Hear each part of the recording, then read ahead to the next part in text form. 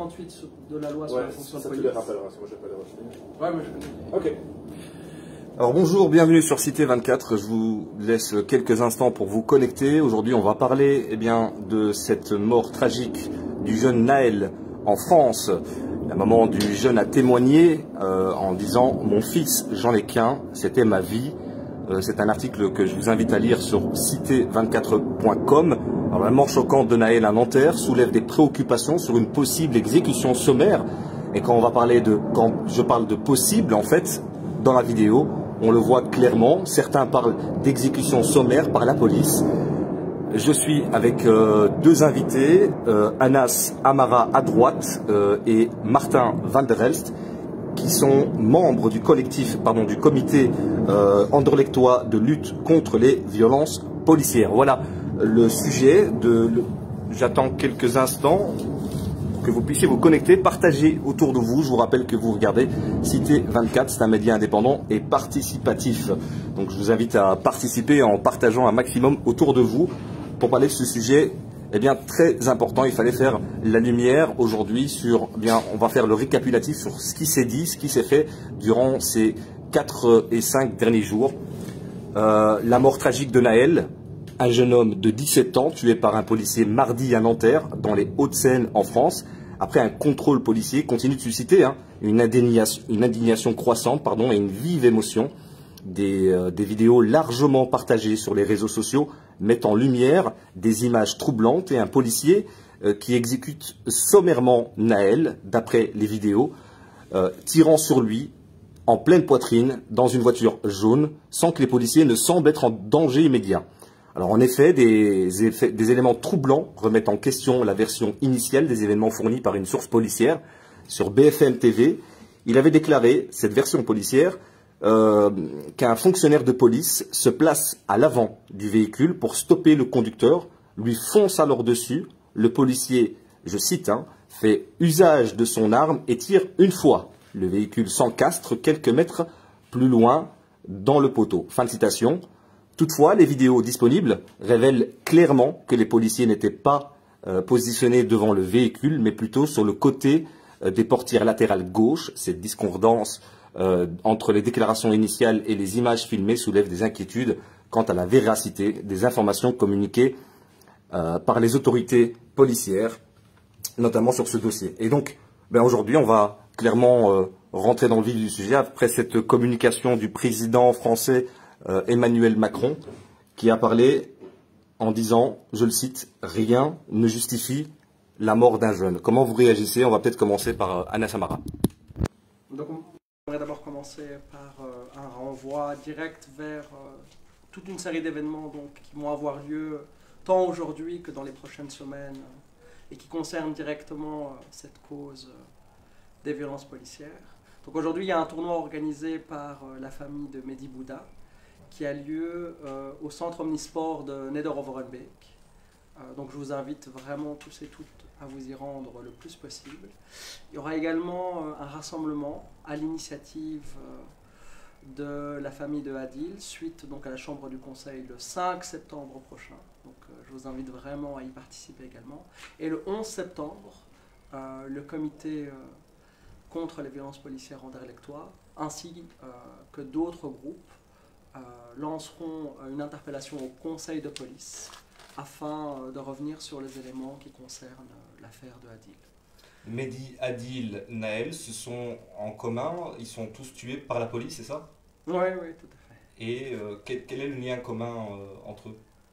À part le fait qu'ils sont tués par la police. Donc je vais d'abord revenir sur votre première question qui concerne plus directement la communication de Macron.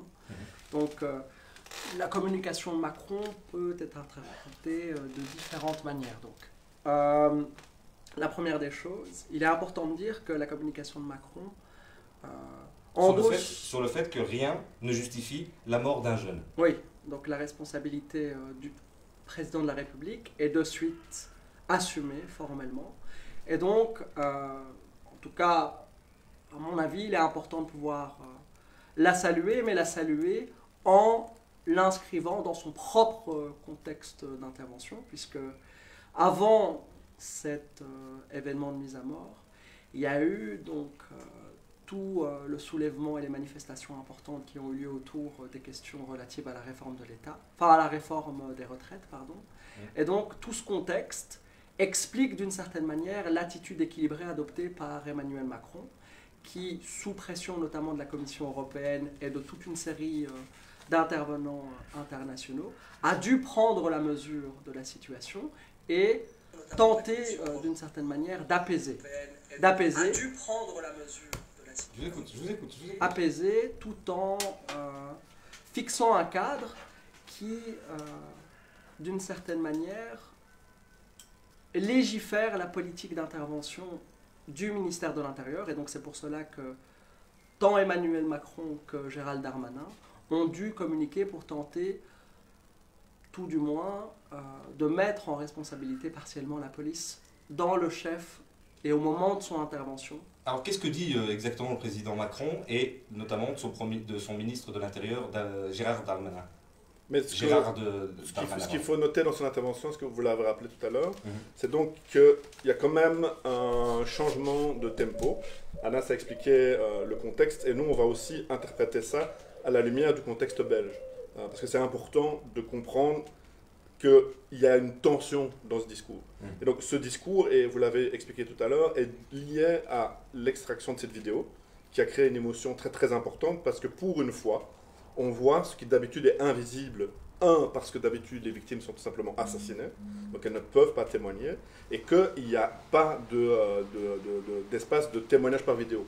Donc ici, en contraste, on a vu, et les avocats de la famille ont porté plainte de façon proactive à chacun de ces délits, toute la machine d'impunité qu'on raconte nous depuis des années, et face auxquelles les familles sont depuis le premier jour, donc à savoir faux PV, coalition de fonctionnaires, diffamation, mensonge et discrimination dans les médias, construction de plaintes contre les victimes, et Adil, on rappelle, a été poursuivi pour délit de fuite après sa mort par Zen Mardiri, dans cette même optique qui vise à criminaliser les personnes qui ont été assassinées par la police et les rendre, elles, responsables de la violence reconstruite comme proportionnée a posteriori.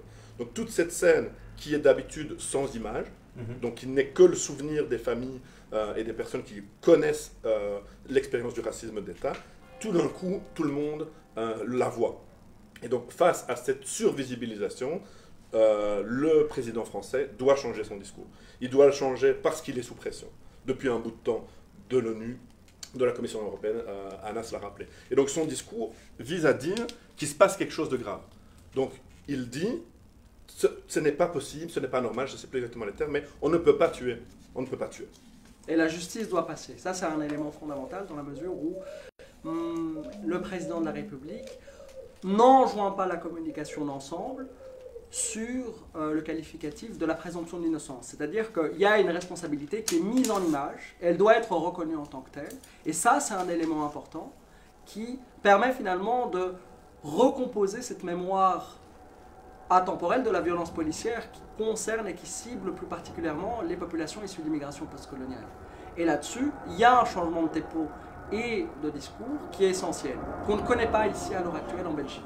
En Belgique, on ne verra jamais ni un ministère de l'Intérieur, ni un secrétaire d'État prendre une position aussi forte. Et historiquement, ça n'a jamais eu lieu. Pourquoi? Mais parce que là, c'est une position politique à l'endroit d'un crime qui est identifié par le président comme un crime. Donc il dit qu'il est inacceptable. Donc il y a l'expression de la reconnaissance des violences policières. En Belgique, et c'est tout le problème depuis que la Belgique est une nation coloniale, depuis très longtemps, la Belgique est obligée d'affirmer sur la scène internationale et à travers toutes ces instances d'État et de société civile qu'il n'y a pas de racisme en Belgique. Qu'il y a peut-être des pommes pourries ou des bavures, mais qu'il n'existe pas une culture d'impunité raciste suffisamment explicite que pour tolérer les passages à l'acte.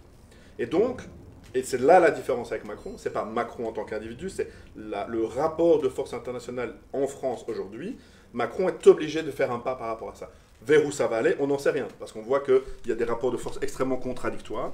Mais en Belgique, une parole comme celle-là ne peut être que produite pas une intensification des luttes politiques antiracistes par rapport aux conséquences du racisme sur la vie des personnes qui sont tuées par la police. On a encore, nous, entendu, et c'est pour ça qu'Anas rappelait la date du 11 septembre, par le chef de corps, par l'ensemble des bourgmestres de la commune, à savoir Fabrice Skums du PS, M. Spinette du PS et Mme Elaminit d'Écolo, on a encore entendu en conseil de police qu'il n'y avait pas de racisme dans la police.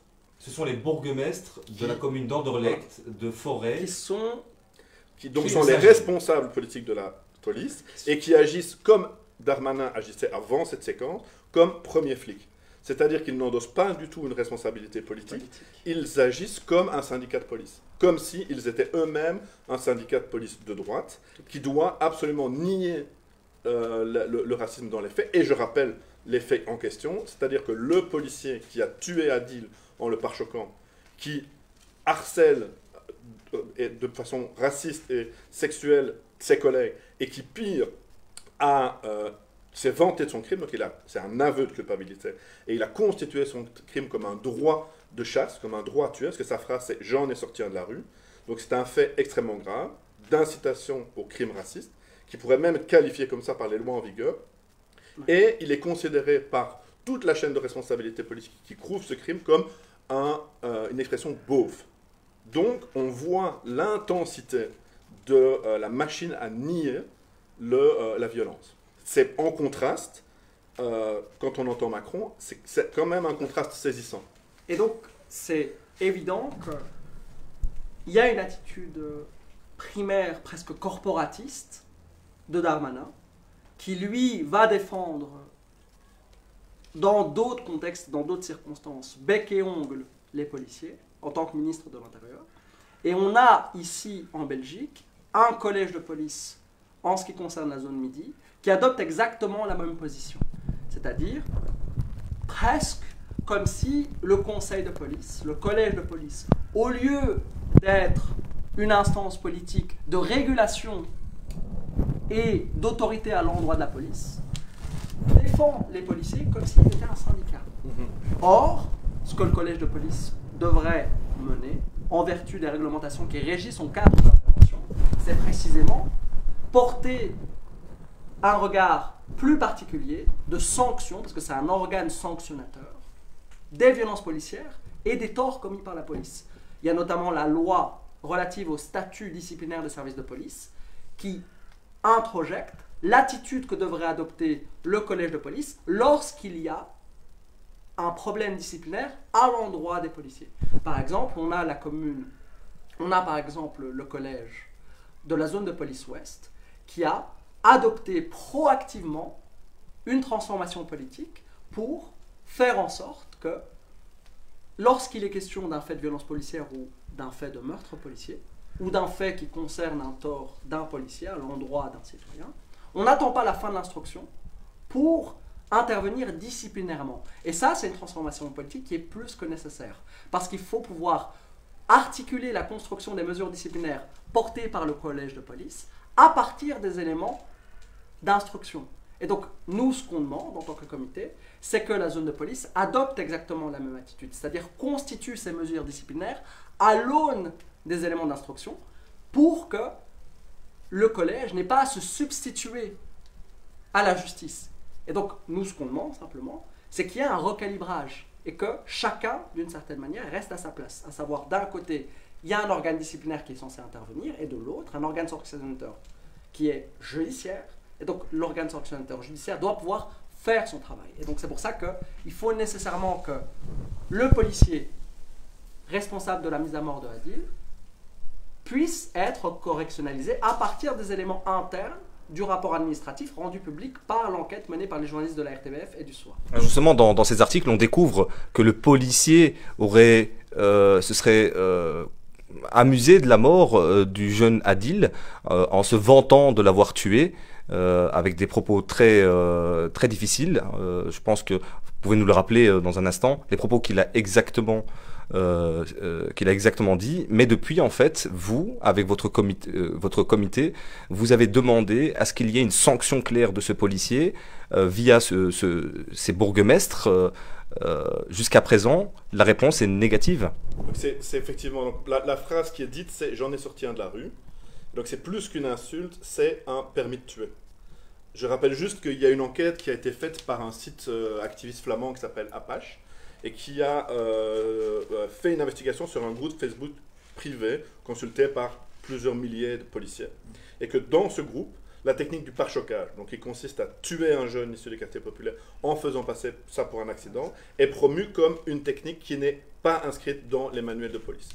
Et donc ce que dit ce policier qui a été promu et qui est responsable d'autres policiers aujourd'hui, acteur de la zone, donc il représente un danger mortel pour les jeunes noirs, arabes et les sans-papiers de toute la zone de Midi, ce qu'il a dit, c'est j'en ai sorti un de la rue. Donc il le dit à ses collègues, et ses collègues en font référence à une première autorité la plus proche au niveau police. Cette autorité-là ne fait rien. Donc il s'adresse à l'autorité supérieure. L'autorité supérieure ne fait rien. Pire, elle commence à menacer les policiers en question, qui donc ont toute une stratégie large d'essayer de donner un écho à cette donc les policiers qui témoignent. Les policiers qui témoignent, qui interpellent assez rapidement la zone Midi, donc les responsables, donc le chef de corps et les bourgmestres, ici le bourgmestre d'Anderlecht, avec un mail qui est intitulé Harcèlement sur le lieu de travail, demande d'intervention. Ce mail a été publié par le bourgmestre d'Anderlecht. Il n'y a toujours pas, depuis février, la moindre intervention. Donc c'est pour ça que nous sommes montés au conseil de police 2 fois. 18 témoignages de policiers. 18 témoignages, plus une quarantaine de témoignages anonymes. Donc c'est l'ensemble de la section de ce policier, donc c'est inédit. Ce sont donc des policiers qui sont en situation, 1, de lanceurs d'alerte, 2, de victimes eux-mêmes à l'intérieur de la police du racisme lui-même. Et la réponse du collège, c'est de dire ce sont des problèmes de beauf et ce sont des difficultés de règlement de compte personnel. On voit ici l'ampleur du déni en acte, quoi. L'ampleur du déni en acte. Et donc c'est pour ça que les citoyens se mobilisent et continuent de se mobiliser pour forcer la zone de police à envoyer un PV au procureur du roi. Pourquoi c'est important qu'il y ait un PV qui soit envoyé au procureur du roi? C'est que sinon, les faits en question ne sont pas poursuivis. Ils sont considérés comme anecdotiques. Or, je rappelle qu'ils sont extrêmement dangereux parce que là, on a un policier raciste qui a tué Adil, qui a dit qu'il avait déjà tué, qui est déjà en sorti. Donc c'est vraiment un policier raciste explicite qui dit et qui entretient de façon active cette culture de l'assassinat des jeunes. Donc c'est extrêmement grave et rien ne se passe. Il est promu même. Il a été promu. Donc ça veut dire qu'il a sous sa responsabilité d'autres policiers qui entendent leur chef, qui leur donne les indications pour agir dans les quartiers.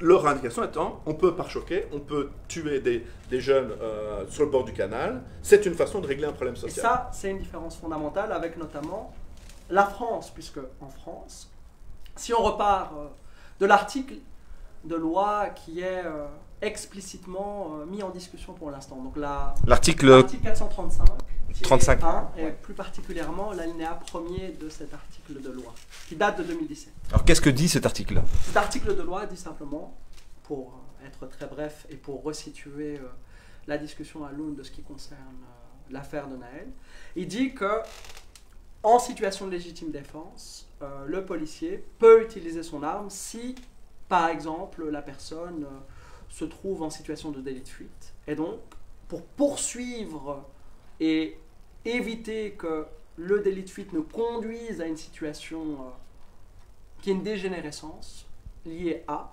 le policier peut utiliser son arme.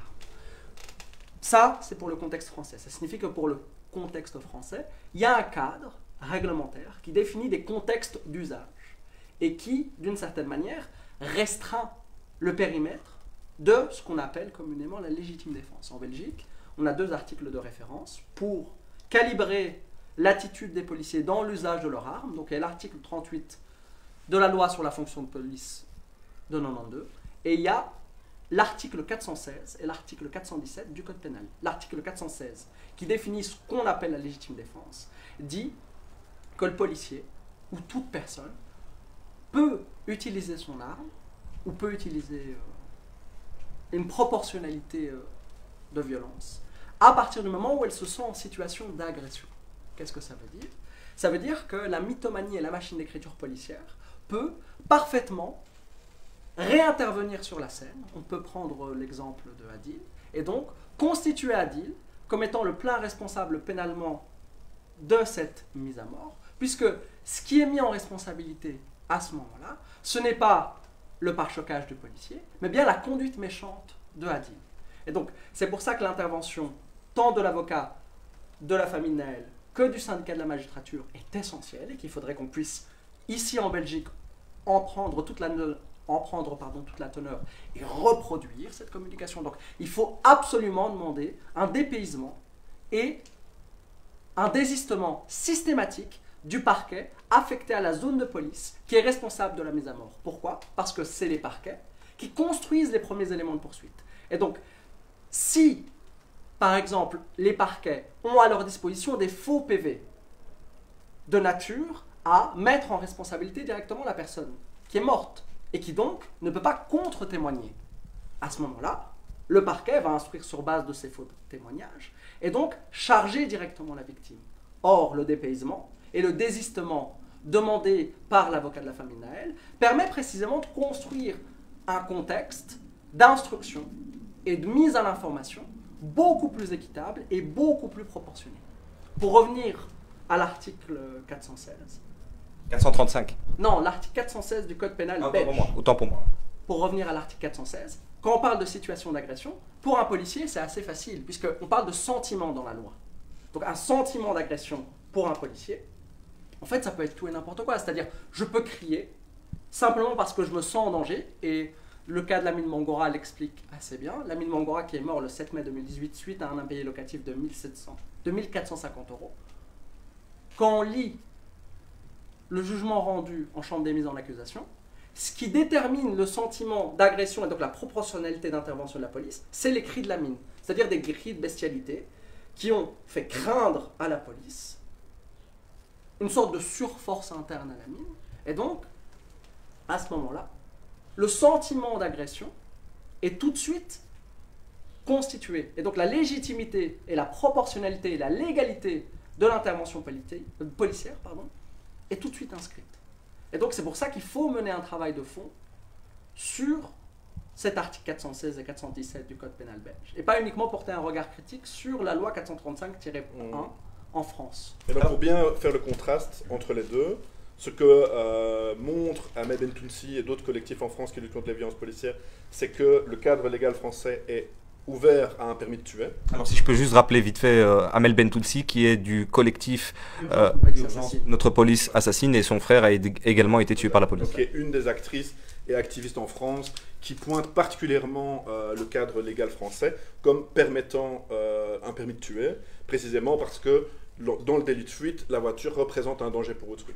Donc en France, ils considèrent que ce cadre de contraignant est déjà trop ouvert. Alors que ce qu'explique très bien Anas ici, c'est qu'en Belgique, le cadre est encore plus permissif. Donc c'est ça la difficulté, et c'est pour ça que c'est important de toujours faire une analyse comparative. C'est de comprendre que si en France, il y a une ouverture de plus en plus importante sous le concept de sentiment de danger pour autrui, de permis de tuer, en Belgique, on est dans un cadre encore plus large, parce que c'est le sentiment du policier lui-même en tant qu'agression. Et donc on a la voiture comme arme par destination, le délit de fuite, le risque de danger, le sentiment d'agression. Donc c'est beaucoup plus ouvert. En France, ils demandent le retrait de l'article en question. En Belgique, il va falloir faire un travail encore plus important pour avoir une force de contrainte beaucoup plus forte. Parce qu'on est vraiment dans une situation permissive très importante, et ce qui explique que proportionnellement en Belgique, il y a plus de morts sous les balles de la police qu'en France. Martin, justement, Van der Elst, j'aimerais que vous réagissiez justement sur cette communication de Gérald Darmanin, le ministre de l'Intérieur en France, qui poursuit le syndicat de police, France Police, et qui demande sa dissolution. Alors pour rappeler ce qui s'est dit, le syndicat de police a tweeté le 27 juin 2023 à 14h58 pour être précis, donc quelques heures après la mort de Naël. Bravo, je cite, bravo aux collègues qui ont ouvert le feu sur un jeune criminel de 17 ans. En neutralisant son véhicule, ils ont protégé leur vie et celle des autres usagers de la route. Les seuls responsables de la mort de ce voyou sont des parents incapables d'éduquer leur fils. C'est le syndicat, justement, France Police, qui a communiqué ça juste après la mort de Naël, comme je le rappelle sur Twitter. Comment vous réagissez? Parce que le ministre de l'Intérieur demande la dissolution et une enquête est également ouverte contre eux. Mais donc là, de nouveau, ce qui est intéressant et très important, c'est le contraste. D'abord, par rapport à Darmanin lui-même, dans la situation, et puis par rapport à la Belgique. C'est-à-dire qu'en Belgique, si on veut faire la traduction, il va falloir dissoudre le ministre de l'Intérieur aujourd'hui, le bourgmestre de Bruxelles-Ville, un ensemble important d'associations de la société civile, énormément d'affiliés de personnes au MR et des gens qui sont chez Écolo et chez PS. Donc, blague à part, c'est vraiment une différence de teneur importante. Et donc, ce qu'on voit ici, c'est que quand le pouvoir politique prend des décisions politiques qui ne sont pas sous la pression des syndicats, donc quand le ministre de l'Intérieur réagit comme un ministre de l'Intérieur et pas comme le premier flic de France, il y a une politique pénale à l'endroit des syndicats de police derrière. Et donc on voit depuis qu'il y a évidemment une contre-réaction, une contre-révolution des syndicats de droite en France par rapport à ce changement de ton. En Belgique, c'est beaucoup plus inquiétant. Parce qu'en Belgique, c'est la ministre de l'Intérieur, donc la Darmanin de chez nous, Annelies Verlinden, qui est une Darmanin au carré ou puissance 10, puisque c'est elle qui protège les policiers et qui fait la politique de défense pénale, préventive, pour eux. Je m'explique. Lors du collège de police dont Anas a parlé tout à l'heure, où on a tenté d'interpeller les bourgmestres et le chef de corps, où les bourgmestres sont restés silencieux, le chef de corps par rapport aux propos extrêmement graves du policier. Donc je rappelle, j'en ai sorti un de la rue, c'est-à-dire j'en ai tué un, et c'est une action en tant que policier légitime. Donc j'ouvre un droit de tuer. Par rapport à cette interpellation, le chef de corps a complètement dissocié les événements, en considérant que ça c'était des propos beaufs, mais qui n'avaient aucun rapport avec la mort de Adil. Pourtant, on a là le principal accusé qui fait un aveu. Donc, a priori, il devrait y avoir au moins une inculpation immédiate, ce qui n'est pas le cas, si pas une interpellation. Il est toujours en liberté, il continue à être policier. Nous, on a entendu, quand la ministre de l'Intérieur, Annelies Verlinden, a été interpellée au Parlement, les mêmes mots, mot à mot, que le chef de corps. Les mêmes phrases. Donc ça veut dire qu'on a les syndicats de police de droite, qui étaient d'ailleurs présents à ce conseil. On a donc un des membres du comité P, Denis Ducarme, du MR, qui était à côté des syndicats de droite, qui est la personne qui va devoir elle-même juger le dossier de ce policier quand il sera dans le comité indépendant du comité P, qui s'est exprimé pour excuser le policier, le blanchir, et accuser les personnes qui posent des questions d'être anti-police, donc le discours anti-woke habituel. Et pire, il remet en question et en doute la parole des policiers qui ont signé le rapport administratif. C'est-à-dire que Denis Ducarme, qui est vice-président de la commission d'enquête du comité P, intervient. Qui est OMR également, je pense. Qui est député OMR, qui intervient pour créer une césure entre d'un côté les bons policiers, c'est-à-dire les policiers qui, d'une certaine manière, suivent la ligne de ce permis de tuer, et de l'autre, les mauvais policiers qui dénoncent et qui attaquent. C'est des traîtres manipulés par la gauche. Qu'est-ce qu'il a dit exactement, Denis Ducarme? Et donc, ce qui est important, non seulement avec Denis Ducarme comme avec les autres, c'est que donc, eux considèrent qu'il n'y a pas de problème, que ce policier n'est pas coupable, qu'il n'a rien fait, mais qu'il y aurait un lobby qui tenterait d'utiliser les accidents de la route pour accuser la police d'être raciste et qu'il y aurait un racisme systémique. Et donc, il serait les théories woke ou de la cancel culture. Ce qui est grave ici, Anas a bien expliqué, c'est qu'on n'a pas un syndicat de police. On a un syndicat d'assassins. On a un syndicat dont l'objectif, depuis le premier flic de base jusqu'au bourgmestre, en passant par le ministre de l'Intérieur, dans le silence de tous les partis de gouvernement, mis à part quelques partis d'opposition, donc dans toute cette chaîne de responsabilité, on a une protection des assassins. C'est-à-dire, on a une parole publique qui est celle de l'avocat du policier lui-même, et qui n'est pas du tout, il faut laisser la justice faire son travail, qui est une défense préventive active de ce policier. Et ce que dit Anna, c'est très important, mais qui met gravement en danger l'ensemble de la section, donc qui sont aussi des policiers, qui ont aussi droit d'être considérés par les syndicats de police comme des policiers, ils les mettent en danger, parce qu'il n'y a aucune protection des lanceurs d'alerte. Ils ne sont jamais, eux, considérés comme victimes. Je rappelle ici qu'il y a non seulement des policiers qui rapportent les faits d'incitation à meurtre, mais aussi des violences qu'ils subissent eux-mêmes de la part de ce policier et du chef de corps, et que non seulement il n'y a pas de réaction, mais on fait la politique pénale préventive pour Sven Marie, l'avocat du policier, et pour le policier qui a tué Adil. Donc on a des syndicats et des ministres de l'Intérieur qui sont du Darmanin puissance 10, parce qu'ils tiennent les mêmes propos que les syndicats d'extrême droite en France. Et c'est ce maillage qui est producteur de l'impunité policière. C'est-à-dire que l'impunité policière n'est pas le résultat unique de l'institution policière, c'est vraiment un maillage complexe qui se situe tant au niveau, qui met en responsabilité tant les chefs de la police intégrée, à savoir les bourgmestres, que la société civile, que certains avocats, que le ministère de l'Intérieur, que les autres partis politiques, qui font comme si cette question centrale des violences policières ne devait pas être posée. Alors qu'en Belgique, on a quand même des chiffres alarmants depuis 2018, à savoir, nous avons comptabilisé, à partir en tout cas de notre regard limité, je le rappelle, limité, puisque précisément les principales victimes de ces meurtres policiers, donc les principaux témoins, sont systématiquement tués. Et donc, on ne peut pas avoir un regard exhaustif, c'est pour ça qu'il faudrait pouvoir mener des enquêtes et des recherches beaucoup plus approfondies sur cette problématique structurelle et structurelle des violences policières. Donc, on a comptabilisé, à partir de notre regard limité, entre 65 et 94 personnes tuées. Ce qui est un chiffre depuis 2018. En Belgique. En Belgique, depuis 2018. Entre 65 et 94 personnes tuées. On va y revenir. Un chiffre, ce qui est un chiffre plus qu'alarmant et qui devrait nécessiter une politique d'intervention spécifique, tant du champ académique, qui devrait mener des enquêtes conséquentes sur ces questions de violence policière. Journalistiquement parlant, il faudrait que d'autres journalistes interviennent et fassent en sorte d'élargir le cadre de ces enquêtes de proximité afin de pouvoir construire des devoirs d'enquête complémentaires et lutter efficacement contre cette dite impunité. Second élément, rappelé par Martin Van der Elst, il y a une chose importante sur laquelle moi j'aimerais revenir, c'est sur la procédure interne qui est actuellement menée, qui vise à réentendre et réauditionner l'ensemble des policiers qui ont signé ce rapport administratif. Vous parlez de la police des polices? Non, là, c'est pas le comité P. C'est une enquête interne dans la zone Midi, suite aux déclarations du policier qui a tué Adil, qui sont sorties dans la presse. Et donc, le collège de la zone Midi a décidé de réauditionner l'ensemble des policiers qui ont signé ce rapport administratif. Cette intervention, tant du collège de police, mais également du chef de corps de la zone Midi, à savoir Jürgen de Lancer, va avoir pour effet insidieux, si je puis dire, de vider complètement le rapport administratif de toute substance et donc de toute charge contre le policier responsable de la mise à mort de Adil. Pourquoi? Parce que les policiers qui vont être réauditionnés par qui?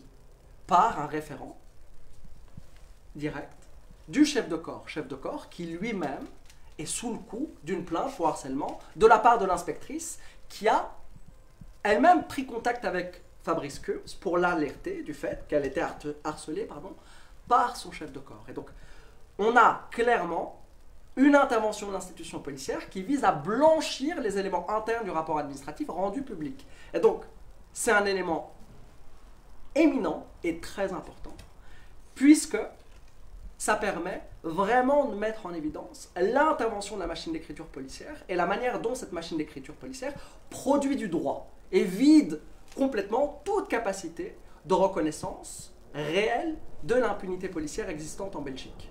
On va revenir justement sur le chiffre que vous citez, parce qu'il n'y a pas de recensement, comme vous allez nous l'expliquer dans quelques instants, parce que je voudrais aussi donner le chiffre de plus de 750 morts à la suite d'une intervention policière depuis plus de 44 ans en France. On va détailler ça dans quelques instants, mais je voulais aussi revenir sur la communication du ministre Gérald Darmanin qui saisit la justice concernant ce groupuscule France Police, je cite tel quel parce que c'est la communication du ministre donc qui cite, je le cite, le groupuscule France Police qui n'est en aucun cas un syndicat représentatif de la police nationale et dont la révocation de son dirigeant Monsieur Bruno Attal a été décidée par le ministre de l'Intérieur. Gérald Darmanin condamne fermement ces propos contraires aux valeurs républicaines et celle de la police nationale. Le procureur sera saisi, comme je l'ai signalé tout à l'heure, et une dissolution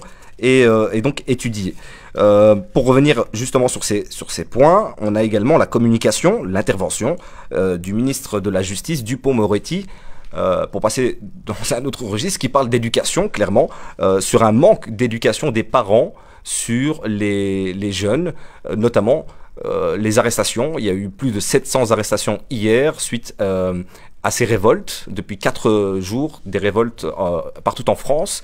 Alors, ces arrestations, le ministre parle de mineurs et donc communique en demandant aux parents d'éduquer leurs enfants. Comment vous réagissez par rapport à ça? Je vais commencer par Martin. Typiquement, la défense sociale active comme bras armé du racisme d'État. Typiquement, et nous, ça nous fait, ici à Bruxelles, et les téléspectateurs bruxellois vont y penser tout de suite, ça nous fait directement penser à Philippe Claus. Je rappelle, il y avait eu... Philippe Claus, qui est le bourgmestre socialiste de Mille-Bruxelles. Et donc, ça nous fait directement penser à ça parce qu'il y a eu un rassemblement contre les violences policières qui avait été organisé dans les suites de Black Lives Matter à la gare centrale. Et il y avait eu, de la part de M. Claus, un dispositif de nassage qui est toujours en même temps du profilage racial. Et il y avait énormément de mineurs qui avaient été arrêtés. Et la première réaction du bourgmestre de Mille-Bruxelles, c'était d'accuser les parents. Que faisaient vos enfants au centre-ville? Pourquoi faisaient-ils du shopping? Pourquoi traînaient-ils là? Il a dû réviser sa première intervention parce qu'il y a eu un syndicat de gauche, la CGSP Police, qui a pris une position très très forte parce que ces jeunes ont été non seulement agressés par la police dans les casernes, mais ils ont carrément été... il y a eu des traitements inhumains et dégradants graves. Et donc, par chance, dans ces jeunes, il y avait des blancs qui étaient témoins, et donc les parents, beaucoup plus intégrés à l'appareil de la société civile, ont pu faire exister. Mais donc, ce que Darmanin dit ici, et c'est pour nous très très important en Belgique, c'est de toujours montrer que la police et la police des familles agissent en même temps. C'est-à-dire on institue toujours les parents comme responsables des situations et les mineurs comme des sujets qui n'ont ni souveraineté, ni politique, ni capacité d'agir. Et donc c'est toujours la façon, et en Belgique c'est encore plus fort qu'en France, dont l'État se déresponsabilise sur les familles, qui sont elles-mêmes très souvent des familles qui sont dans des situations d'absence de soutien de l'État. Nous, on le voit dans les quartiers populaires bruxellois, que ce soit au niveau de l'emploi, que ce soit au niveau de l'accès à la santé, que ce soit au niveau des infrastructures publiques. Ce sont des familles qui sont les moins soutenues par l'État. Et donc, on n'appelle à leur existence politique que dans des moments d'émeute. Et donc, on renvoie tout le monde à l'interview importante du maire de Trappes. En Belgique, la question des quartiers Alors, le maire de Trappes, Ali Raeb, qui est un maire, je pense, génération. Il a fait une intervention sur Mediapart, que vous pouvez consulter, où il dit vraiment les choses importantes sur les banlieues. La situation sociale en Belgique n'est pas la même, mais ce sont les mêmes coordonnées du problème, qu'on ne pense la question des quartiers populaires que sous le prisme de la police. Qu'est-ce qu'il dit exactement dans son intervention, Ali Raeb? C'est-à-dire... Lui, il décrit d'abord l'abandon complet des politiques publiques dans les banlieues, depuis très longtemps.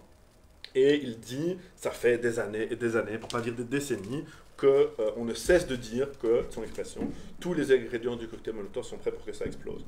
Et pas parce que ça explose, parce qu'il y aurait un sentiment naturel de milieu, de banlieue qui serait émotier, mais parce que la situation de violence sociale, de mort sociale, de relégation, d'abandon, d'apartheid est tellement forte qu'il n'y a pas d'autre issue que l'autodestruction.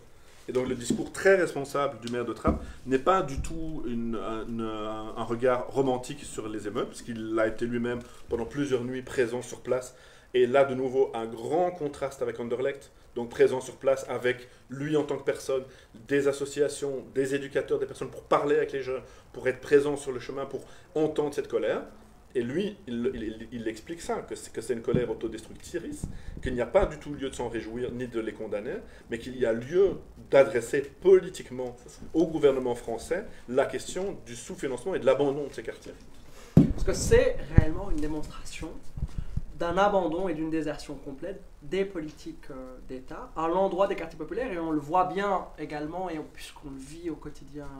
En Belgique, moi je suis travailleur social par ailleurs, et je travaille aux côtés de toute une série de jeunes dans différents quartiers à Bruxelles.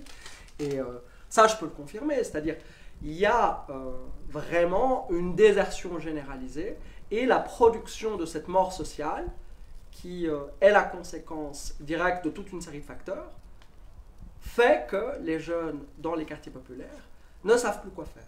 Et donc, précisément, lorsqu'il y a un phénomène d'effervescence aussi important, il y a une sorte d'imitation qui devient le seul niveau pour produire de la résistance vis-à-vis de cette violence sociale.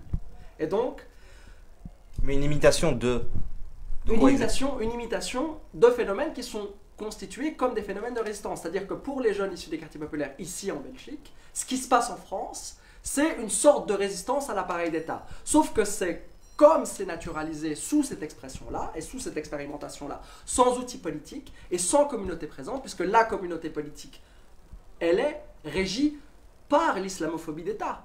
Pour prendre par exemple ma communauté en tant que musulman marocain issu de l'immigration, je peux vous dire qu'il y a toute une série d'outils communautaires qui permettaient, sous ma génération, de réguler la violence à l'intérieur des quartiers, qui n'existent plus et qui ne peuvent plus être expérienciés. C'est-à-dire, par exemple, moi quand j'étais plus jeune, nous savions d'une certaine manière qu'il y avait un contrôle interne de la violence et que d'une certaine façon, nous savions que par exemple si on se rendait dans tel quartier ou dans tel quartier, en fait, il était préférable de ne pas y aller parce que... Et donc, il y a une limitation. Et il y a une limitation qui est constituée par le fait qu'il y a un héritage du rapport à la violence qui est transmis. Et donc, il y a des espaces de contrôle, il y a des grands frères, il y a une famille et il y a une communauté politique qui est présente et qui est enracinée. Là, en l'occurrence, on est face à une population jeune qui a perdu ce repère-là. Puisque précisément ce repère-là a été complètement disloqué. Pour prendre le cas d'Anderlecht, par exemple, depuis les émeutes de 2008-2009, il y a eu un travail proactif pour lutter tant contre les hooligans, mais également contre la politique des grands frères. Et donc, comment on a lutté contre la politique des grands frères à Anderlecht?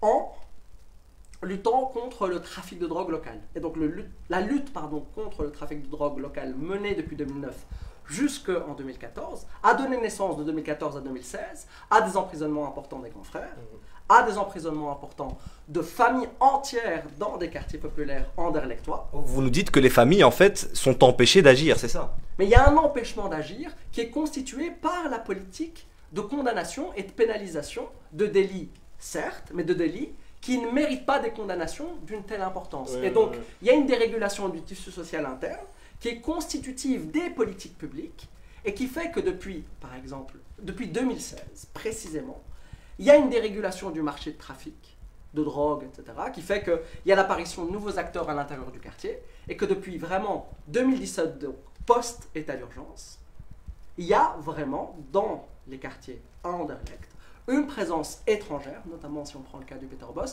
Le Peterbosch est devenu le champ de trafiquants issus de Marseille. Ce qui n'était pas possible il y a encore quelques années. Moi, quand j'étais plus jeune, ce n'était pas envisageable, ce n'était pas possible. Il y avait certes une présence de trafic, etc., mais qui était régulée par des outils communautaires importants. Et c'est l'intervention policière et politique importante qui a fait que tout ça a été complètement détricoté. Oui, le plan Canal, hein, c'est vraiment... je pense que les gens au Québec de Bruxelles tilteront sur ça. C'est... ce qu'explique très bien Anna, c'est donc on criminalise de façon extensive sous la lutte contre la radicalisation ou contre la drogue tout un tas de réseaux qui ne sont pas dans des activités criminelles, mais parce qu'il y a un lien de téléphone, etc. Donc on affaiblit le tissu associatif, le tissu communautaire, et on renforce les réseaux extérieurs de drogue. Ce qui fait qu'on n'a plus de contrôle, et donc on rend les familles responsables de son propre échec politique. Je prends l'exemple de hier, à Anderlecht. Il y a évidemment Anderlecht de façon minoritaire, et c'est ni bien ni mal, quelques groupes de jeunes qui pensent que c'est le moment de faire quelque chose, de faire exister Justice pour Naël. Nous, on voit assez rapidement qu'il y a une pression policière importante dans le quartier. Ils ont sorti les fourgons de façon préventive. Donc, il n'y a aucun éducateur de rue, aucune maison de jeunes, aucun travail de fond, aucune discussion avec les jeunes dans aucune instance possible ces dernières semaines sur la question des violences policières, alors qu'on sait tous qu'ils sont concernés, eux, leurs grands frères ou leurs amis, par cette question. Donc, on ne prend pas le temps de donner de l'espace à cette parole politique. On la ferme et on envoie les fourgons. Moi, j'ai contacté un responsable politique d'un groupe politique ici à Anderlecht le soir même pour dire qu'est-ce qui se passe. La réponse est oui, ça doit être en relation avec les affaires Naël. Il y a eu quelques pillages, avenue Louise, point à la ligne. C'est normal. Et le Premier ministre nie que c'est en relation, Alexandre De Croo, que c'est en relation avec l'affaire de Nanterre. Donc le Premier ministre nie, c'est pour ça que nous on a cette réponse d'analyse de situation, de dire la situation est pire en Belgique. Donc il n'y a pas d'importation, il y a un problème endogène qui entraîne une référence, c'est pour ça que ça réagit, c'est parce que les gens se rendent compte à partir de leur propre expérience qu'il y a quelque chose qui fait traduction. Mais il y a une pression du ministre de l'Intérieur, on l'a très bien vu nous hier dans le dispositif policier qui était présent pour quadriller de façon préventive, et il n'y a rien qui est mis en place pour parler avec les jeunes. Au contraire, au conseil de police, on empêche les débats, on empêche les interpellations citoyennes d'avoir lieu, on fait tout pour créer cette situation où ce n'est plus un problème politique, mais un problème policier. Il devrait y avoir à Anderlecht, dans les maisons de jeunes, dans les mosquées, au niveau éducateur de rue, mais ce tissu-là existe tellement plus ou est tellement devenu une prolongation de la police, il devrait y avoir... Les jeunes, ils ont des choses à dire. S'ils veulent sortir comme ça, de façon un peu désordonnée, en se mettant eux-mêmes en risque, c'est parce qu'il y a quelque chose qui doit parler. Il y a quelque chose qui doit être dit, il y a quelque chose qui doit être pensé politiquement et qui doit être organisé politiquement. Justement, je voulais vous poser cette question parce que Nicolas Sarkozy, à l'époque, quand il était ministre de l'Intérieur, il a demandé clairement aux policiers, en leur disant « Vous n'êtes pas des assistants sociaux, donc ça suffit, la prévention en quelque sorte. » Donc, est-ce que la police se militarise aujourd'hui ? Parce qu'on voit, je vous pose la question parce qu'on voit des fourgons de militaires sortir dans la rue, c'est exceptionnel, on les a jamais vus, et le RAID et les unités antiterroristes chassent du manifestant. La militarisation, elle est toujours le pendant de la société civile d'État, de la défense sociale et de la répression par le contrôle du bas vers le haut. Et donc, il y a effectivement en France une militarisation, on le voit en Belgique. Nous, c'est pas notre angle principal d'analyse, mais clairement au niveau des technologies, au niveau des dispositifs de violence, il y a quelque chose de beaucoup plus important. Et par exemple, de nouveau pour citer Philippe Claus, on voit bien au centre-ville le dispositif de massage préventif est fait parce que c'est une zone touristique en voie de gentrification pour ne absolument pas permettre l'expression politique. Donc il y a un lien très important entre gentrification et violence policière qu'on peut décrire quartier par quartier à Bruxelles. On pourrait parler du quartier Stalingrad, on pourrait parler de Kuregem, on pourrait parler du quartier maritime. Donc il y a une pression policière de plus en plus importante qui va de pair avec un processus de gentrification qui fait que les quartiers populaires sont éventrés et amenés eux-mêmes à se disperser et à aller en périphérie. On se souvient tous des paroles de Pascal Smet, qui est parti socialiste néerlandophone du quartier Stalingrad, considérant que c'était un quartier trop arabe et donc il fallait éventrer ce quartier pour défaire le ghetto. Évidemment, c'est pas par hasard que c'est justement à cet endroit-là qu'il y a de plus en plus de tensions et de violences avec la police. Et donc il faut toujours faire ce lien entre gentrification, destruction des tissus communautaires, abandon des politiques publiques et militarisation de la police. Souvent, les militants de gauche ont un regard exclusivement technologique sur les dispositifs policiers eux-mêmes.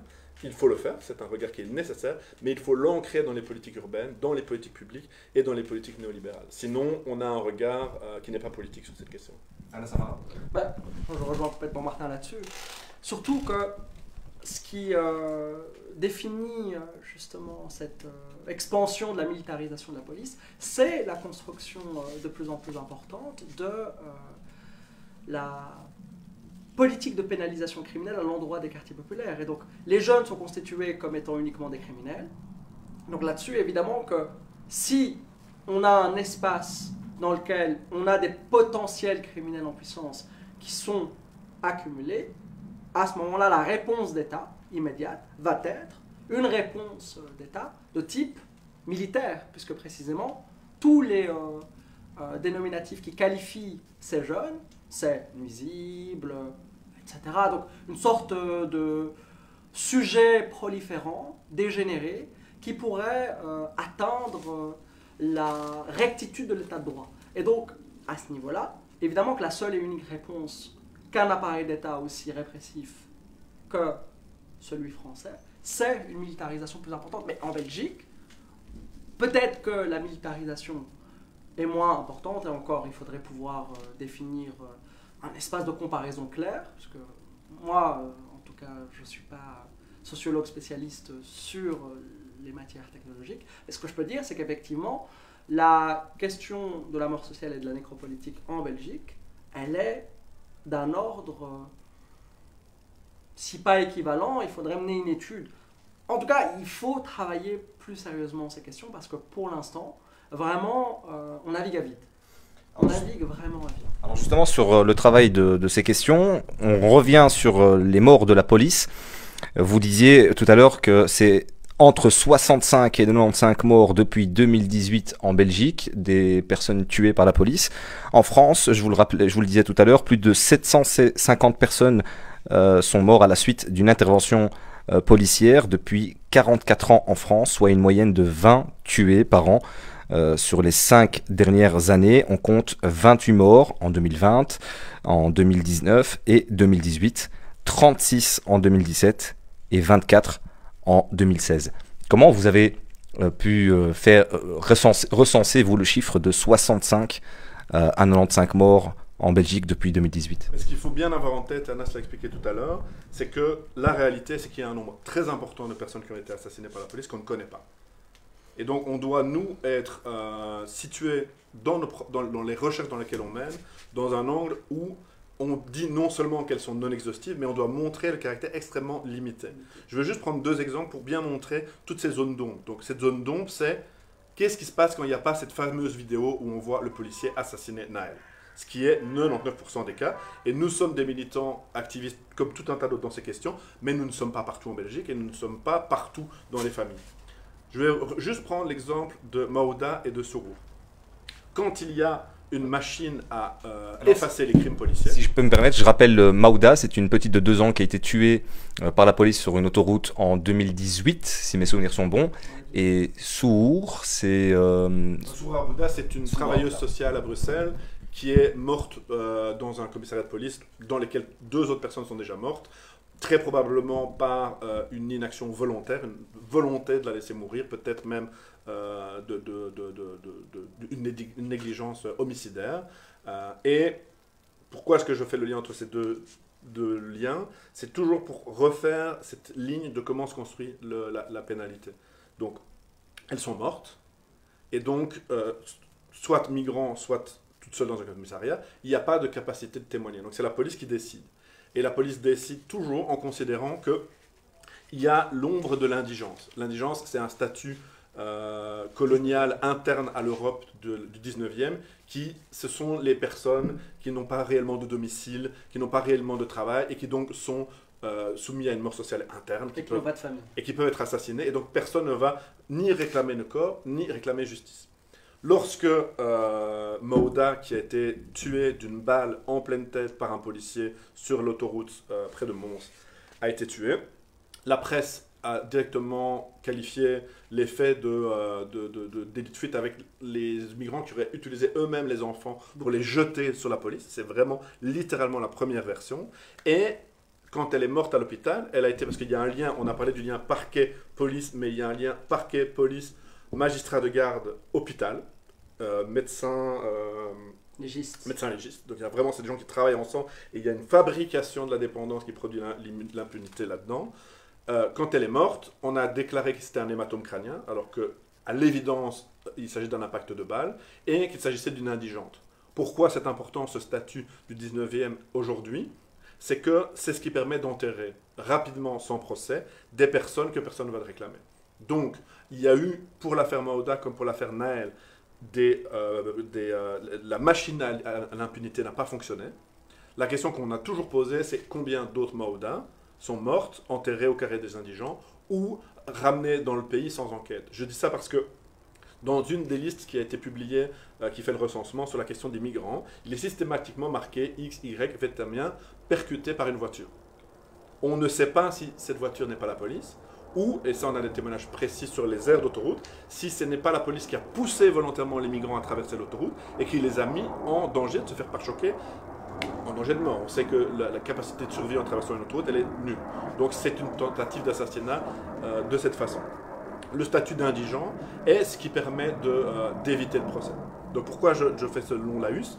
C'est pour montrer tout ce qu'on ne voit pas dans le nombre de morts. Donc après, je vais laisser Anas aussi continuer à préciser là-dessus. Entre les chiffres de 75 et 94, 65 et 94. 65 et 94, il y a en fait énormément de choses qu'on ne sait pas, beaucoup plus large, de tout un cas de mort. Et donc nous, ce qu'on demande, c'est qu'il y ait un vrai travail, que les universités se chargent réellement d'arrêter de seulement travailler sur 26 000, sur Calais, mais de travailler aussi sur notre propre territoire, travailler donc au décompte des personnes qui sont inhumées de façon indigente, un travail là-dessus, un travail sur toutes les conditions dans la presse, etc., pour pouvoir avoir une vision beaucoup plus large. On sait qu'on n'en sait rien.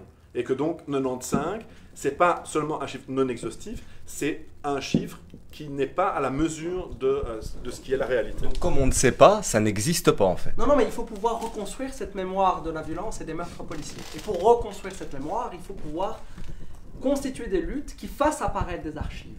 Et donc là-dessus, nous, on a eu la chance, par l'intermédiaire de la lutte autour de l'interpellation au collège de police, de retrouver une archive datant des années 90 d'une activiste belge qui a mené un travail de longue haleine pour essayer de recouper un petit peu toutes les informations des faits de meurtres et violences policières qu'elle avait, que des personnes proches d'elle dans les années 70, 80, 90 avaient vécu.